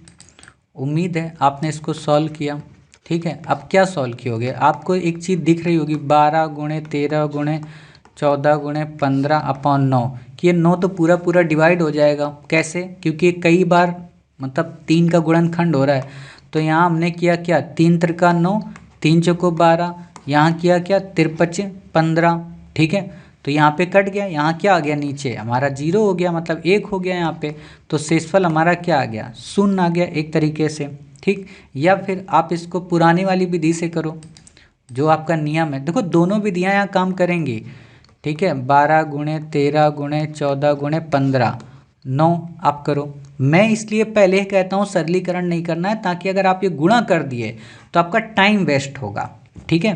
तो आपसे मैंने कह दिया इनको अलग अलग करो।